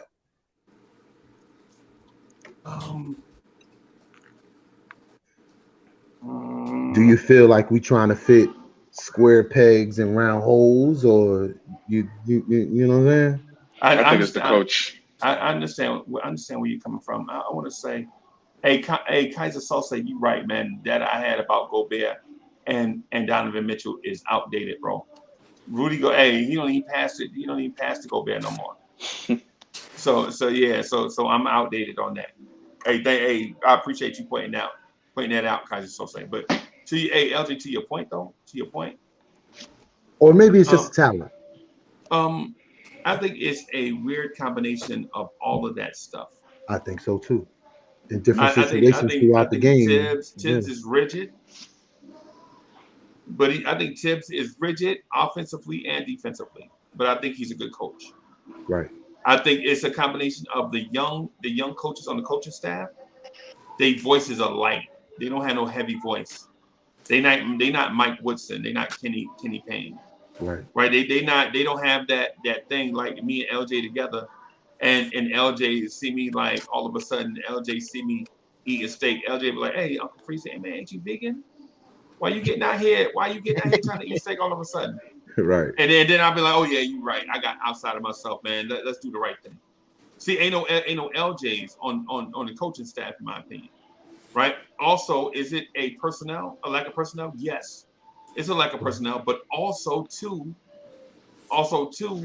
you have to let the young players develop and learn their skills. Like you have to let RJ do some ball handling to see what he can and can't do. Mm-hmm. You know what I'm saying? You have to give RJ some runway to learn different things and get better at it. You know, try and fail, try and fail, try and fail. And then once it's like cranking up, you know how you crank up your lawnmower, you be pulling that cord forever. But then once they crank, you're like, okay, you know what I'm saying, we good. Yeah. You know what I'm saying? So I think it's a combination of all those things. And unfortunately, since we're in a situation where it don't seem like we have a clear direction, it looks like a mess. Yeah. You know what I'm saying? So what I would say to that is, if you're a Knicks fan, just be patient, man. The brighter days are gonna come. We just have to figure out who we are. I know they're coming. Yeah. Watch. This is a question to all the OGs. Y'all watch more basketball than I have, right? And I don't know if this is a question that can actually be answered, but it's something that just was brought to my mind when you guys were having this Thibodeau conversation. Do you think Tom Thibodeau could be the coach that we win a championship with? No. No. I don't think so. I think so, right? But I think he can do it. It's just the getting to the championship thing. I think he can't be here for. Like if you fire him and then Cam Reddish catch fire and all that stuff, and you bring Tibbs back in like 4 years, I think a Cam at his peak, RJ at his peak, Obi at his peak, Quickly at his peak, Grant at his peak, Mitch at his peak, Hartenstein, all the players reach their full potential. I think Tibbs can coach them to a championship, especially defensively, right? But the only thing though is he rubbed people the wrong way. He can ruin your confidence as a young player. So pretty much Tibbs raises the ceiling of your team, but he doesn't really raise he raises the floor of your team, but doesn't really raise the ceiling. No, he don't do that. There we go. Like I don't think Tibbs' problem is like his actual coaching. It's like a lot of people say he's a bad coach. It's not his skill as a coach and his it's just really it's his rotation decisions. That's what a lot of people just are rough about. Kind of like talent evaluation too. He a rigid 8. He a hard 8.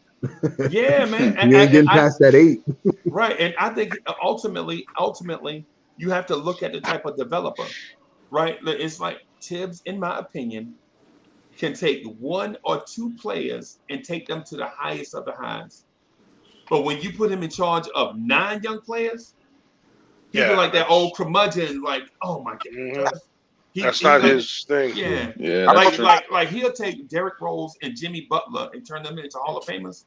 But what about Tony Snell? Right. Right. I think Tom Thibodeau is so intense. I actually believe that sometimes in the game he forgets that, oh wait, this group has been out there for 13 minutes straight. Back to back. No timeout. Yeah, I think he really gets lost in the flow of the game sometimes. And Obi hasn't played since the first quarter. I gotta get him in. And I think that's where I think Freezy's take on there isn't that assistant that's got that cloud to be like, hey yo, Tibbs, bro, we gotta get so and so in. We gotta get these guys a break. Blah blah blah blah. You know, we gotta have that guy. That's why I think you gotta either promote Johnny Bryant to the head coach right now, or fire everything moving. Everything except Tibbs. Who's that, Freezy? Who's that? I think you gotta either he's the assistant Tibbs, coach. You gotta fire Tibbs and promote Johnny Bryant right now. Okay. Right? Okay. Or fire that whole staff and bring in cats like Terry Stotts. No. Yeah, or do just what I'm saying. New What blood. I'm saying is I understand what you're saying. New blood. Veteran coaches like that. To be on the staff because do what the Mavericks did. Bring in J Kidd, bring in the Lakers championship, basically the Lakers championship coaching staff. You know, you got what's that other dude's name? The ex-player. You need a player's coach somewhere on that bench. Not the ex-player, Sully? Yeah, he was on the Lakers. He was a player. He was a player for the Lakers. Then he became a coach when he went to Dallas. The shooting guard. Hold on. Oh man, he played with Magic. They got rid of Brian Shaw. What's his name? Freezy. Yeah, Brian Shaw. Brian Shaw. Yeah, he used to run the G League. Remember, he used to run the entire G League development. teams. He used to be over that, and then I think they plucked him in because he can develop young talent. Brian Shaw can develop. My question to y'all was like a two-part. It was about Tibbs and these trade Jared rumors. Dudley. Okay. So y'all know like Tibbs got to be a part of these trade rumors as well, because they got to go to him and ask what players he would rather trade and not trade and this, that, and the third. And we already heard the rumblings about who he wanted to trade, whatnot. I'm not going to bring it up here because you already know who the players he said he wanted to trade. So my first part of this question is to Freezy or anybody is, how do you think them players is going to feel about Tibbs going into the locker room, going into next season, knowing what happened with Randall last season, and knowing that it was reported that a lot of these said players didn't like the way that he treated Randall last season? And the second part of that is, let's say if we do get Tibbs, do people have confidence that we can get to we can have success right after? Because I've watched a couple of first-time head coaches win championships in their first seasons or get to the finals. What you mean we do get Tibbs? You mean we do get Donovan? No, I'm saying like, because let's say if we get Donovan, right? Yeah. That's a different dynamic now in the locker room, right? Because and we got Jalen Brunson and Jalen Brunson's father. Remember last season it was reported that a lot of players didn't like the way Tibbs handled Randall. Right. And he might not be able to let that slide.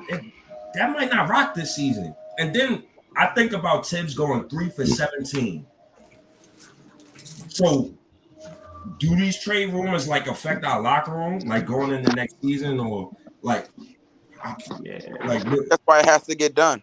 Because I think at this point, I feel like we could say no, but I think at the first sign of turmoil in the season, I think things could go bad. And like as long as things are going well, I think the ship will hold tight.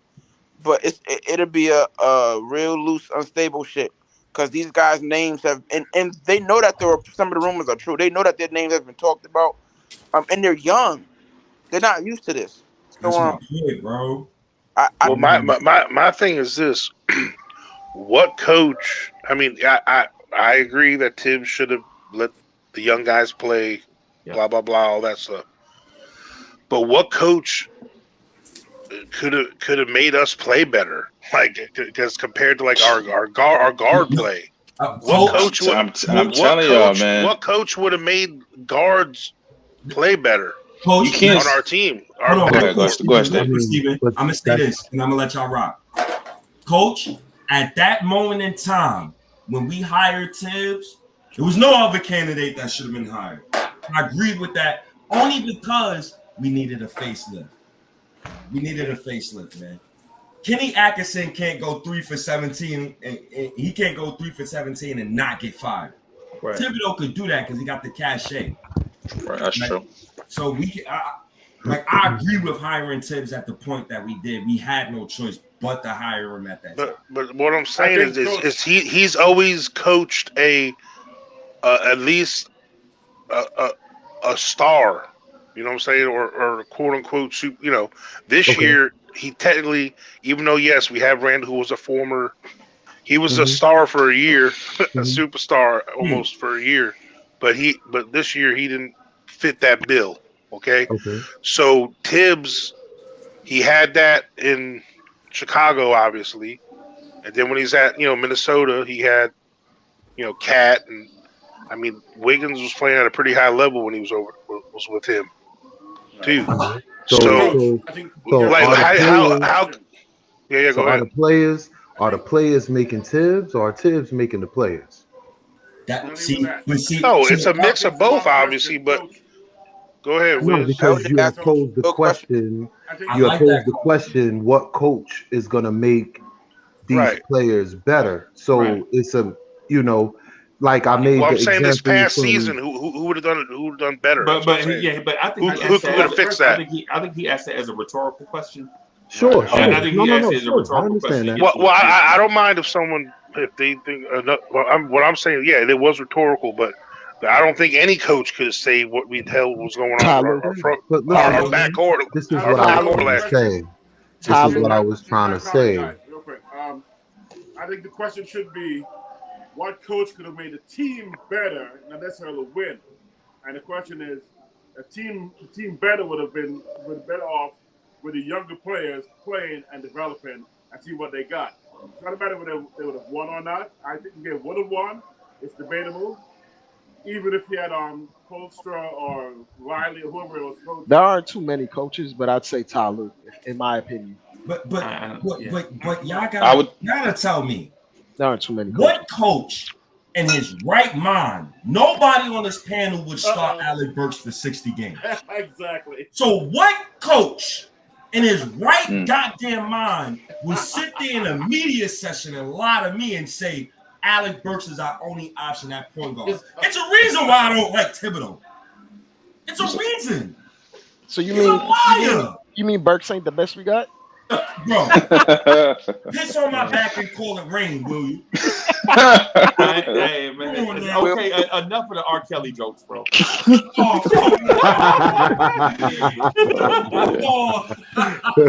That's just rain, baby girl. That's just rain, baby girl. Why you talking about R. Kelly, man? What's happening? Not to make a joke out of it, but you know.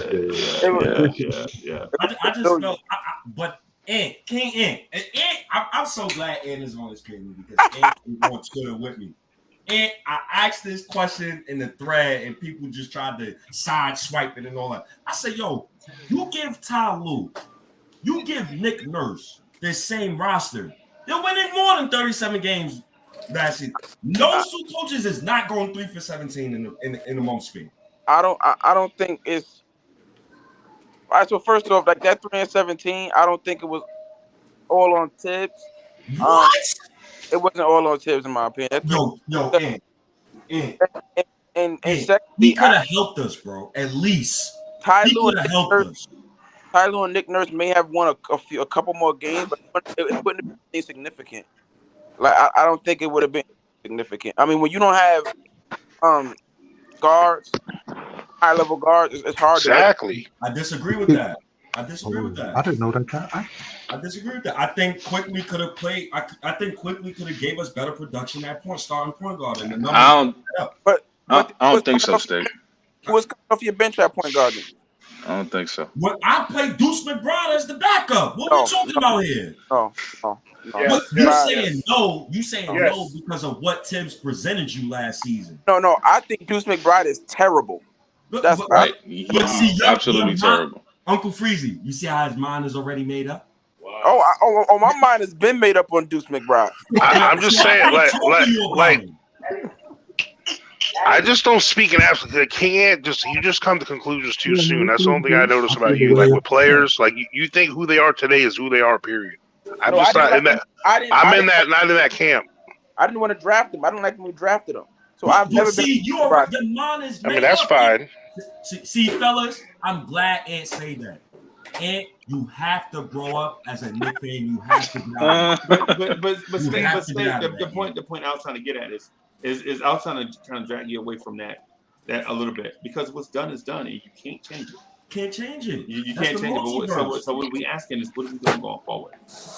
Can't change that. That's the sacred timeline. That's all those draft picks. So, but what do we do going forward though? That's we need a new coach, Freezy. We need a coach similar to a Mike Malone or a Jason Kidd that is flexible on the offensive side. He's able to run different things. Yeah, that's what I'm saying. There's no name per se, but I think I got a name.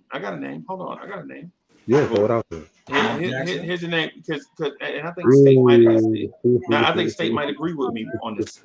For one, move RJ back to the 2. Right. I agree. 2, trade Julius Randle, let Obi play.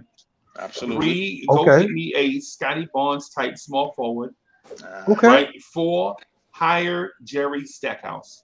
I like Jerry Stackhouse. See, as long as he's making waves in the coaching realm. I would say has won that waves. Didn't he coach Darius Garland?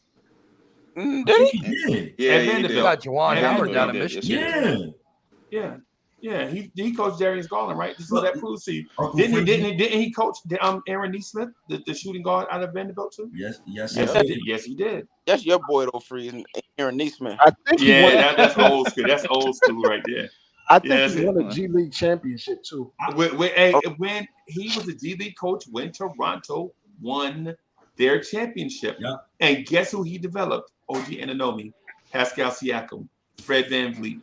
So you bring in Jerry Stackhouse right now at his young age. Hey, and Johnny Bryant, listen, Johnny Bryant, nothing personal, but toodaloo, right? Because you ain't did nothing.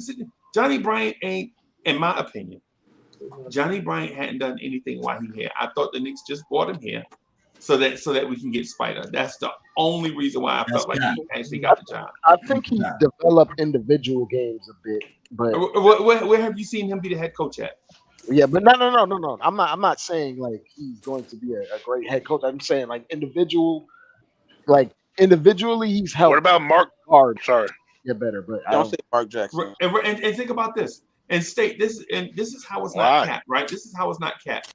When Indiana was looking for a head coach, right?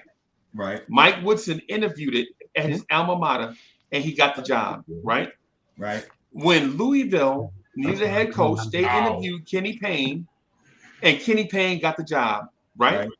When Utah needed a coach, and listen, bear with me, don't cut me off. Listen, when the Utah Utes was hiring his alma mater, he wasn't a finalist for the Utah Utes job. And then when the Utah Jazz was looking for a head coach after Quinn Snyder quit, Johnny Bryant wasn't even a finalist for the position. And him and Donovan Mitchell are supposed to be bros. Oh, so you wouldn't think CAA wouldn't have known Donovan wanted out of Utah right after the playoffs, and wouldn't you have think? So you saying? All I'm saying is, State, you didn't hear me. I heard you. So okay. The Johnny Bryant stuff is cool. Like I understand. Like he's never been. But State, what you missing, right? Because I know where you're going.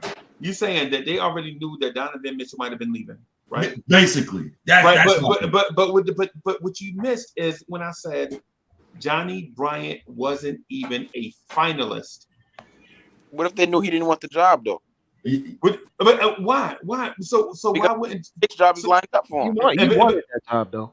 No, but here's the thing: you're telling Johnny Bryant to You not can get take a head coaching job, he wanted stay as the assistant on a team, on a 37-win team full of turmoil, because Donovan Mitchell might get traded there, and you'll still be the assistant coach. Maybe he loved New York more than Utah. Utah don't even season cheeseburgers. No, we don't. Salt Lake City. But in real life, bro, you don't pass up career promotions. You don't pass up career promotions, bro.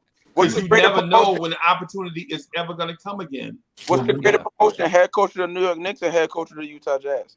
Head coach, period. Head coach, exactly. There you go. Exactly. That's what I was going to say. If he already knows that he's the coach in waiting in New York, he may say, I'll wait. He's not going to become less popular if he doesn't take a job this summer. He's the head coach in waiting for this front office. Who's to guarantee this front office is still going to be here? If they get down from Mitchell, they ain't going nowhere, especially not next year. You said if, right? Yeah, but you did say if. Yeah, but I mean, it's a really small. If you're not, you did say but, right? It's the if to us. Okay, I'm just pointing out, bro.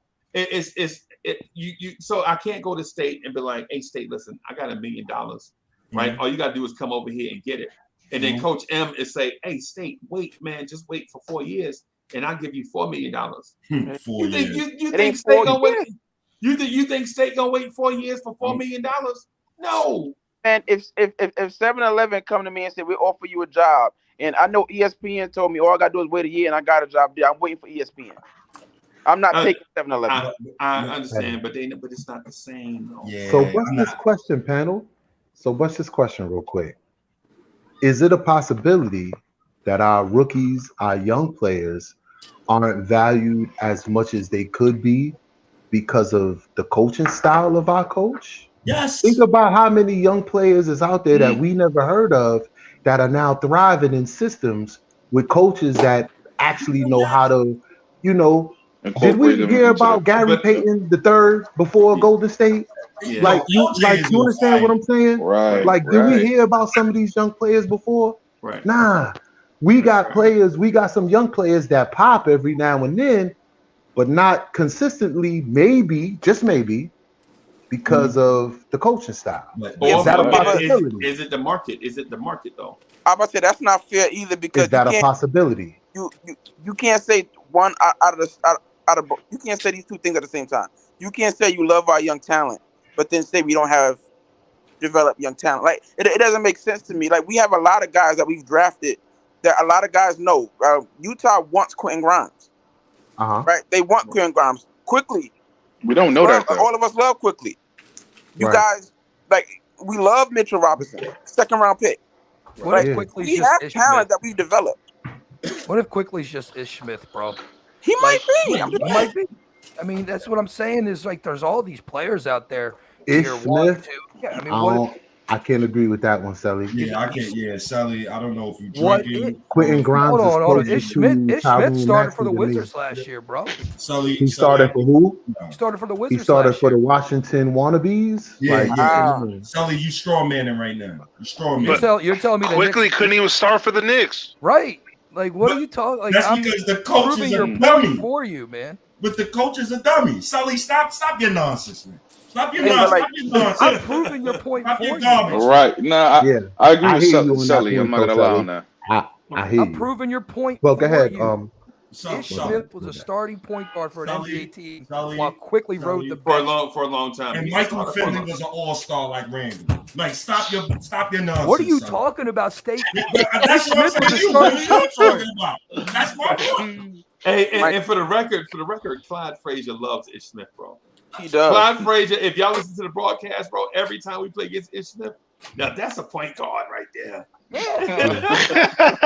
Yeah, it's hilarious. Yeah, hey, anybody in here listen to the telecast on It's with MSG? the swish. Yeah. Right. Clyde Frazier loves Ish Smith, bro. Clyde Frazier loves Ish Smith. That's hilarious. I just thought about Andre Miller just now, man. Kids of today don't know good basketball. I'm so glad. State too. So the thing I was asking is this. So I guess what I mentioned to you, you don't co-sign it. You don't want to move RJ back to the 2. You don't want to trade Randall and play Obi at the 4. You don't want to go get Scotty Barnes type small forward, and you don't want to go get Jerry Stackhouse. He just wants to fire Tibbs. That's it. Who's the Scotty Barnes type small forward though?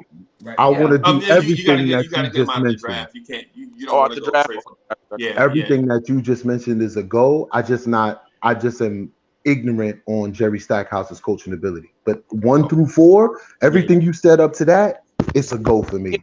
Like my question about Vanderbilt was like honest. I really don't pay attention. So like I don't know like how good of a coach. Hey, how do you like Darren Scarlett? That's one player, Freezy. No. It's not just one player. Jerry Stackhouse handpicked this 3-star high school cat and brought him into Vanderbilt and turned him into something.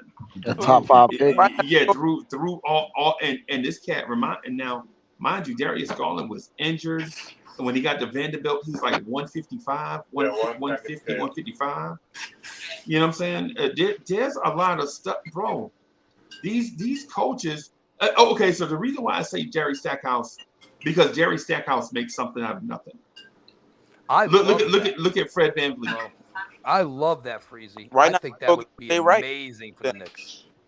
Why not you go get a Jay Wright? Then he makes something out of nothing too. No, he don't. No, he don't. The name Van Fleet was under him? Jay Wright is a blue blood. No. Jerry Stackhouse. Jay Wright is a blue blood now. But let's not mistake, he identified a lot of under recruited talent. He built the program.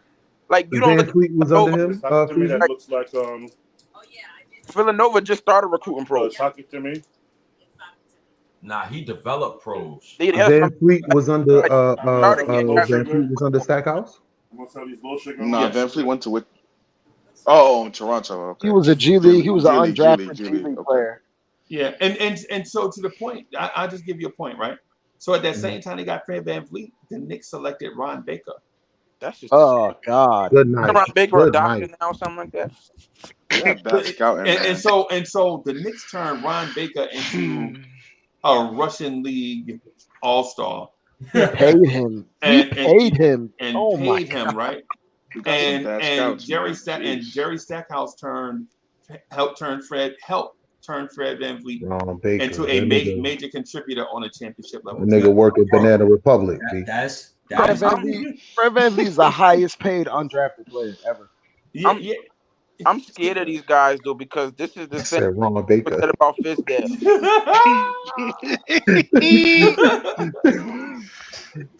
Like we got to That remember nigga's the receptionist at the tattoo shop around the corner, dude. when we hired Fizdale, that was a home run hire by everybody, by the media. There's this is the hottest up and coming coach.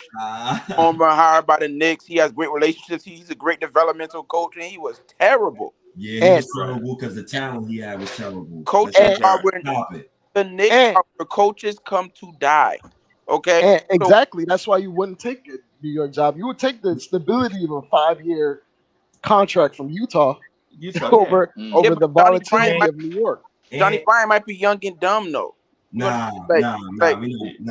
Johnny Bryant is going to be given. Man, people ain't young and dumb like that, man. Nah, man. Man, I'm young and dumb, so I know he is. Nah, I disagree with that. Everybody is now, are you open to a college guy coming in, or is it just Jerry Stackhouse? I love Jerry It's Stackhouse. me. Yeah. Okay. So I would be open to a Jerry Stackhouse type because he's proven it on multiple levels. Mm-hmm. Right. He proved it at the G League level. He proved it at the college level, and I think he can prove it at the pro level. So what I'm saying to you, Coach, is my preference would be a coach that can make something out of nothing. Right. And it's proven that he can do it at any level. Right. And he's got to be young enough to be able to communicate with today's NBA talent. Mm-hmm. That's what I'm saying. Because I'll give you an example. Right. The Cincinnati Bengals used to have a coach named Sam Weiss. Right. And I know people ain't gonna remember who that is, but what he could do is make something out of nothing. But when he got to the highest level of playoffs and all that stuff, he couldn't get a team over. Yeah, he couldn't get a team over the top because at that level, he did play the prime 49ers though at the time. But yeah, and Sam White legit would turn like just a random wide receiver. You can get in the Sam White's offense and become an all-pro.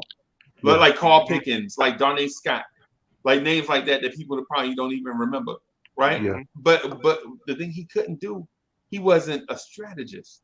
Yeah, it was no longer because he was a point. program builder. He was a program builder, right? Mm-hmm. And so what I'm saying is to you is you get Jerry Stackhouse right now and let him be the program builder.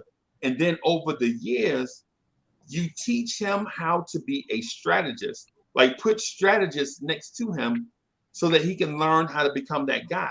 It's what happened to coaches like Steve Kerr. Steve Kerr didn't automatically turn into Steve Kerr. He had to take the bumpy road. He was coached up by Phil Jackson. He was coached up by Greg Popovich.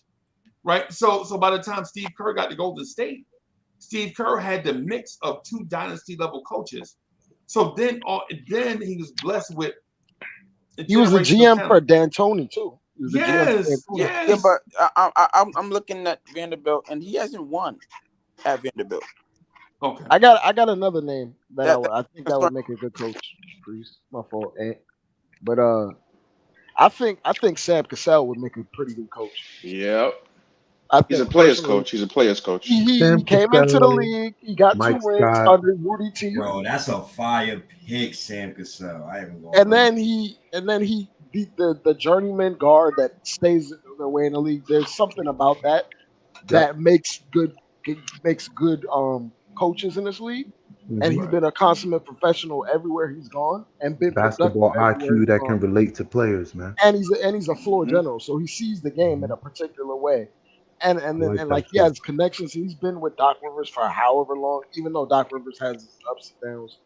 Like I feel like he sees the game in a particular way that might be conducive to like developing a pretty good team. But that's just one name I just thought of. Good coaches change their philosophy to the players, not force players Justin. to adjust to their philosophy. Good coaches do. In basketball, you have to. In football, And I just football too, Nah, bro. football is like you got to get on with the program, or we can't have you. That's too many moving parts, man. Yeah. My opinion.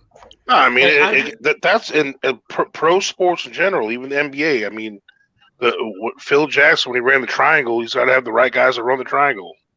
Right. I mean, you can't just he ain't gonna change. Oh, we're gonna change the triangle because it doesn't work.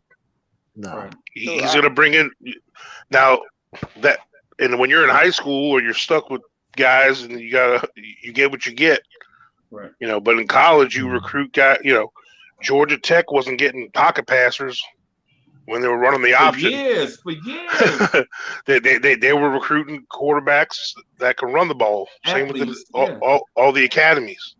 Yeah. So there's something to guys who can who are good pro coaches but not good college coaches.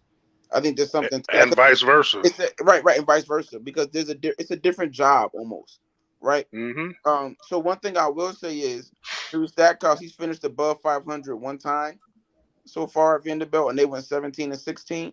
Right, so there's a chance that he may just not be a college coach, but he's an NBA and at a place like Vanderbilt, it's going to take a while to build that program. Right. Maybe he is doing things the right way, right? But it just takes a little bit of time. Like you got to build that rapport. You got to. Like these 14, 13-year-olds got to see a successful program that by the time they're ready to go to college. But champ, why is Vanderbilt under 500? One, they play in a really tough conference. That's a smart school in the SEC. Right. Yeah. That's why. Right. There you go. So That's for an one, educational school. they play in the same division a tough conference. as national champions like Florida. They play in a division with Tennessee. They play in a division with so Florida, South Carolina, Georgia, Kentucky. They play in the toughest division in college basketball. Where That's is one of the Vanderbilt physically located? But yeah, like that. Tennessee. That's a Tennessee. My son's girlfriend runs track for Tennessee, by the way. Okay. For Vanderbilt. I'm sorry, she went to the World Championships in Oregon like a month ago or something. And so every time I talk to my son, I was like, "Hey man, you want me to send Mother Goose over there?" He's like, "Mother Goose for what?" You know what I'm saying? Because I'm thinking like any day now we should be grooming a first round pick. Because my son, me and Coach was talking about this the other night. Like, my son is prototype size, except he's an engineer. My son is like 6'4", 265, but he got pocket protectors and ink pens. He's a dude with all the nerdy glasses. He played football, Freezy? What? He played football? No, but he can do the hell out some math though. Right, right. No, I was just. Is he a student athlete or no? Okay. No, but his kid is. Yeah, because his mama too. Yeah. That's what I'm saying. Like my son. And he's built. My son went to Clemson, right? The dude sitting next to him in his class was a dude named Deshaun Watson. And Deshaun Watson was like, "Yo, I can't wait for us to get to practice, right? Practice is gonna be crazy." And he wasn't asking for a hand with his work, was he? No, he wasn't. Nah, man. Okay, I'm sorry. Bad that's what these R. Kelly jokes. But now, my son was sitting next to Deshaun Watson, and Deshaun Watson thought he was an athlete, and he was like, "That's no, why man, I was asking him. I don't play no sports, bro. And so that's the reason why I laughed. Because this dude was sitting next to a dude that was the quarterback of the team that was in the national championship and lost the year before, and he couldn't even recognize him. Remember Deshaun Watson that lost to Alabama? And so my son sat right next to him in class, and everybody just comes shaking his hand, and they coming up to my son too, doing the same thing because my son is going into this, engineering program at Clemson and blah blah blah, and everybody like dapping up my son, and Deshaun Watson think that he on the football team. And my son is like, "Who's this dude next to me?" Okay, You nah, know what I'm man. saying? Y'all That's just play wild, right? football, man. I'm That's gonna change the wild, man. world. Yeah, Y'all go ahead and yeah, play football. I'm gonna go ahead and change the world. yeah, Y'all go ahead and man. do that. You might Yeah, have and you might have a Zion on your hands because Zion mama a track star and his father's a football player. yeah, Zion, Mhm. Zion. Hey, Zion's our cousin too, by the way. Zion's our cousin. Oh, Real Right life, there, that go. Yeah, hey, like down that, the road, like that's like 4th, 5th down there. that's why I no, already no, he like my third cousin. I'm second cousins with his pops. Okay. trust me. So whatever that means. That's why I already Hey, no, trained my that's cool. son. I Too said, far, don't be. too far to ask for $1, but close enough to claim it. Yeah, I said, Yeah. hey, when you at college, because he's there right now. Yeah. I go, don't be trying to talk to them little cute, little petite, little cheerleaders and stuff. I mean, you can talk to them, but when you're ready to wife somebody up, you better be checking out that volleyball team and the track team. Because we need draft picks. Yeah, because Pop. Hey, I already said this to Freezy before on the phone. I was like, because once you get the prospects, I'm gonna have the future daughter-in-law combine. Yes. I'm busting out the 40. I'm having them run the 40. Yeah, we are like, yeah, we are, yes. But yeah, man, y'all let me wrap up here. This is, man, we've been having a great time, man. I want to wrap up here so the live stream won't be too long when people see it on YouTube. I want to thank everybody for coming through and hanging out with us. You know what I'm saying? Hey, Rock, if you watch it, man, listen, I was just joking, man. You know what I'm saying? I was just joking about the thing, man. Y'all take y'all time. You know what I'm saying? But anyway, thank y'all, chat. Thank y'all for coming through and hanging out with us. We're gonna do the same thing tomorrow. Old School Knicks will be coming your way at 11 a.m. We'll probably rock some after that. For What's that everybody talking about? that they get the 11 a.m. opportunity Old to school spit their Knicks. What's that about? Oh, we talk. Oh man, listen, we talk old We school. talk old school Knicks. Yes. Johnny Newman and old school Knicks. Yes. Trent Tucker. Solid. We get Tucker. deep. Solid. We get deep. Rory Sparrow. Jerome James. I had the I wanna poster talk on my about wall, bro. I Bobby had the Shelton. poster on my wall. Jared Wilkins, Johnny Newman, Trent Tucker, and Kenny Skywalker had the poster on my wall as a young boy. Yeah. I'm all with it. What was it called? Something Patrol. Flight. Antonio McDice. What was it called? Something Patrol. Probably Flight Patrol. Flight Patrol. Probably, When Mark Jackson had the pilot hat on, and with the scarf, and Johnny Newman had on the leather jacket, and it was I had in front of the plane. I had the poster, Freezy, on my wall. I had the Yeah, that's poster. what I'm saying. That's what I'm saying. Yeah. Yo, y'all Where was y'all go rooting for before Paul my Smith? time. This where y'all go was- before my time. Like y'all go. And we gonna diss New School Knicks tomorrow too, bro. Hey, check out that link. You want to see Old School Knicks? Check out that link I put in the private chat. I saw it. That's It's funny. crazy. We ain't worried about it. Chef's goated. I see it. New School Knicks. Just one other thing. Just one other thing. Real quick. So for those that were watching, I know we got off topic a little bit. I'm trying to get back on schedule. I just had some things happening this week that is like crazy, and so I couldn't keep the schedule. Couldn't do the morning drive, the mid-afternoon show, the night show, and all that stuff. So I'm gonna try to get that back on track this week. But it's like, you know, when you have personal things going on in your life, you got to do your personal things first. And I appreciate everybody that supported and you know what I'm saying, in the prayers and all that stuff, man. I appreciate y'all for that. All right, but we're gonna wrap up right here. I'll see y'all at 11 for Old School Knicks. Salute, Freezy. New school Salute, Knicks. everybody. If you don't want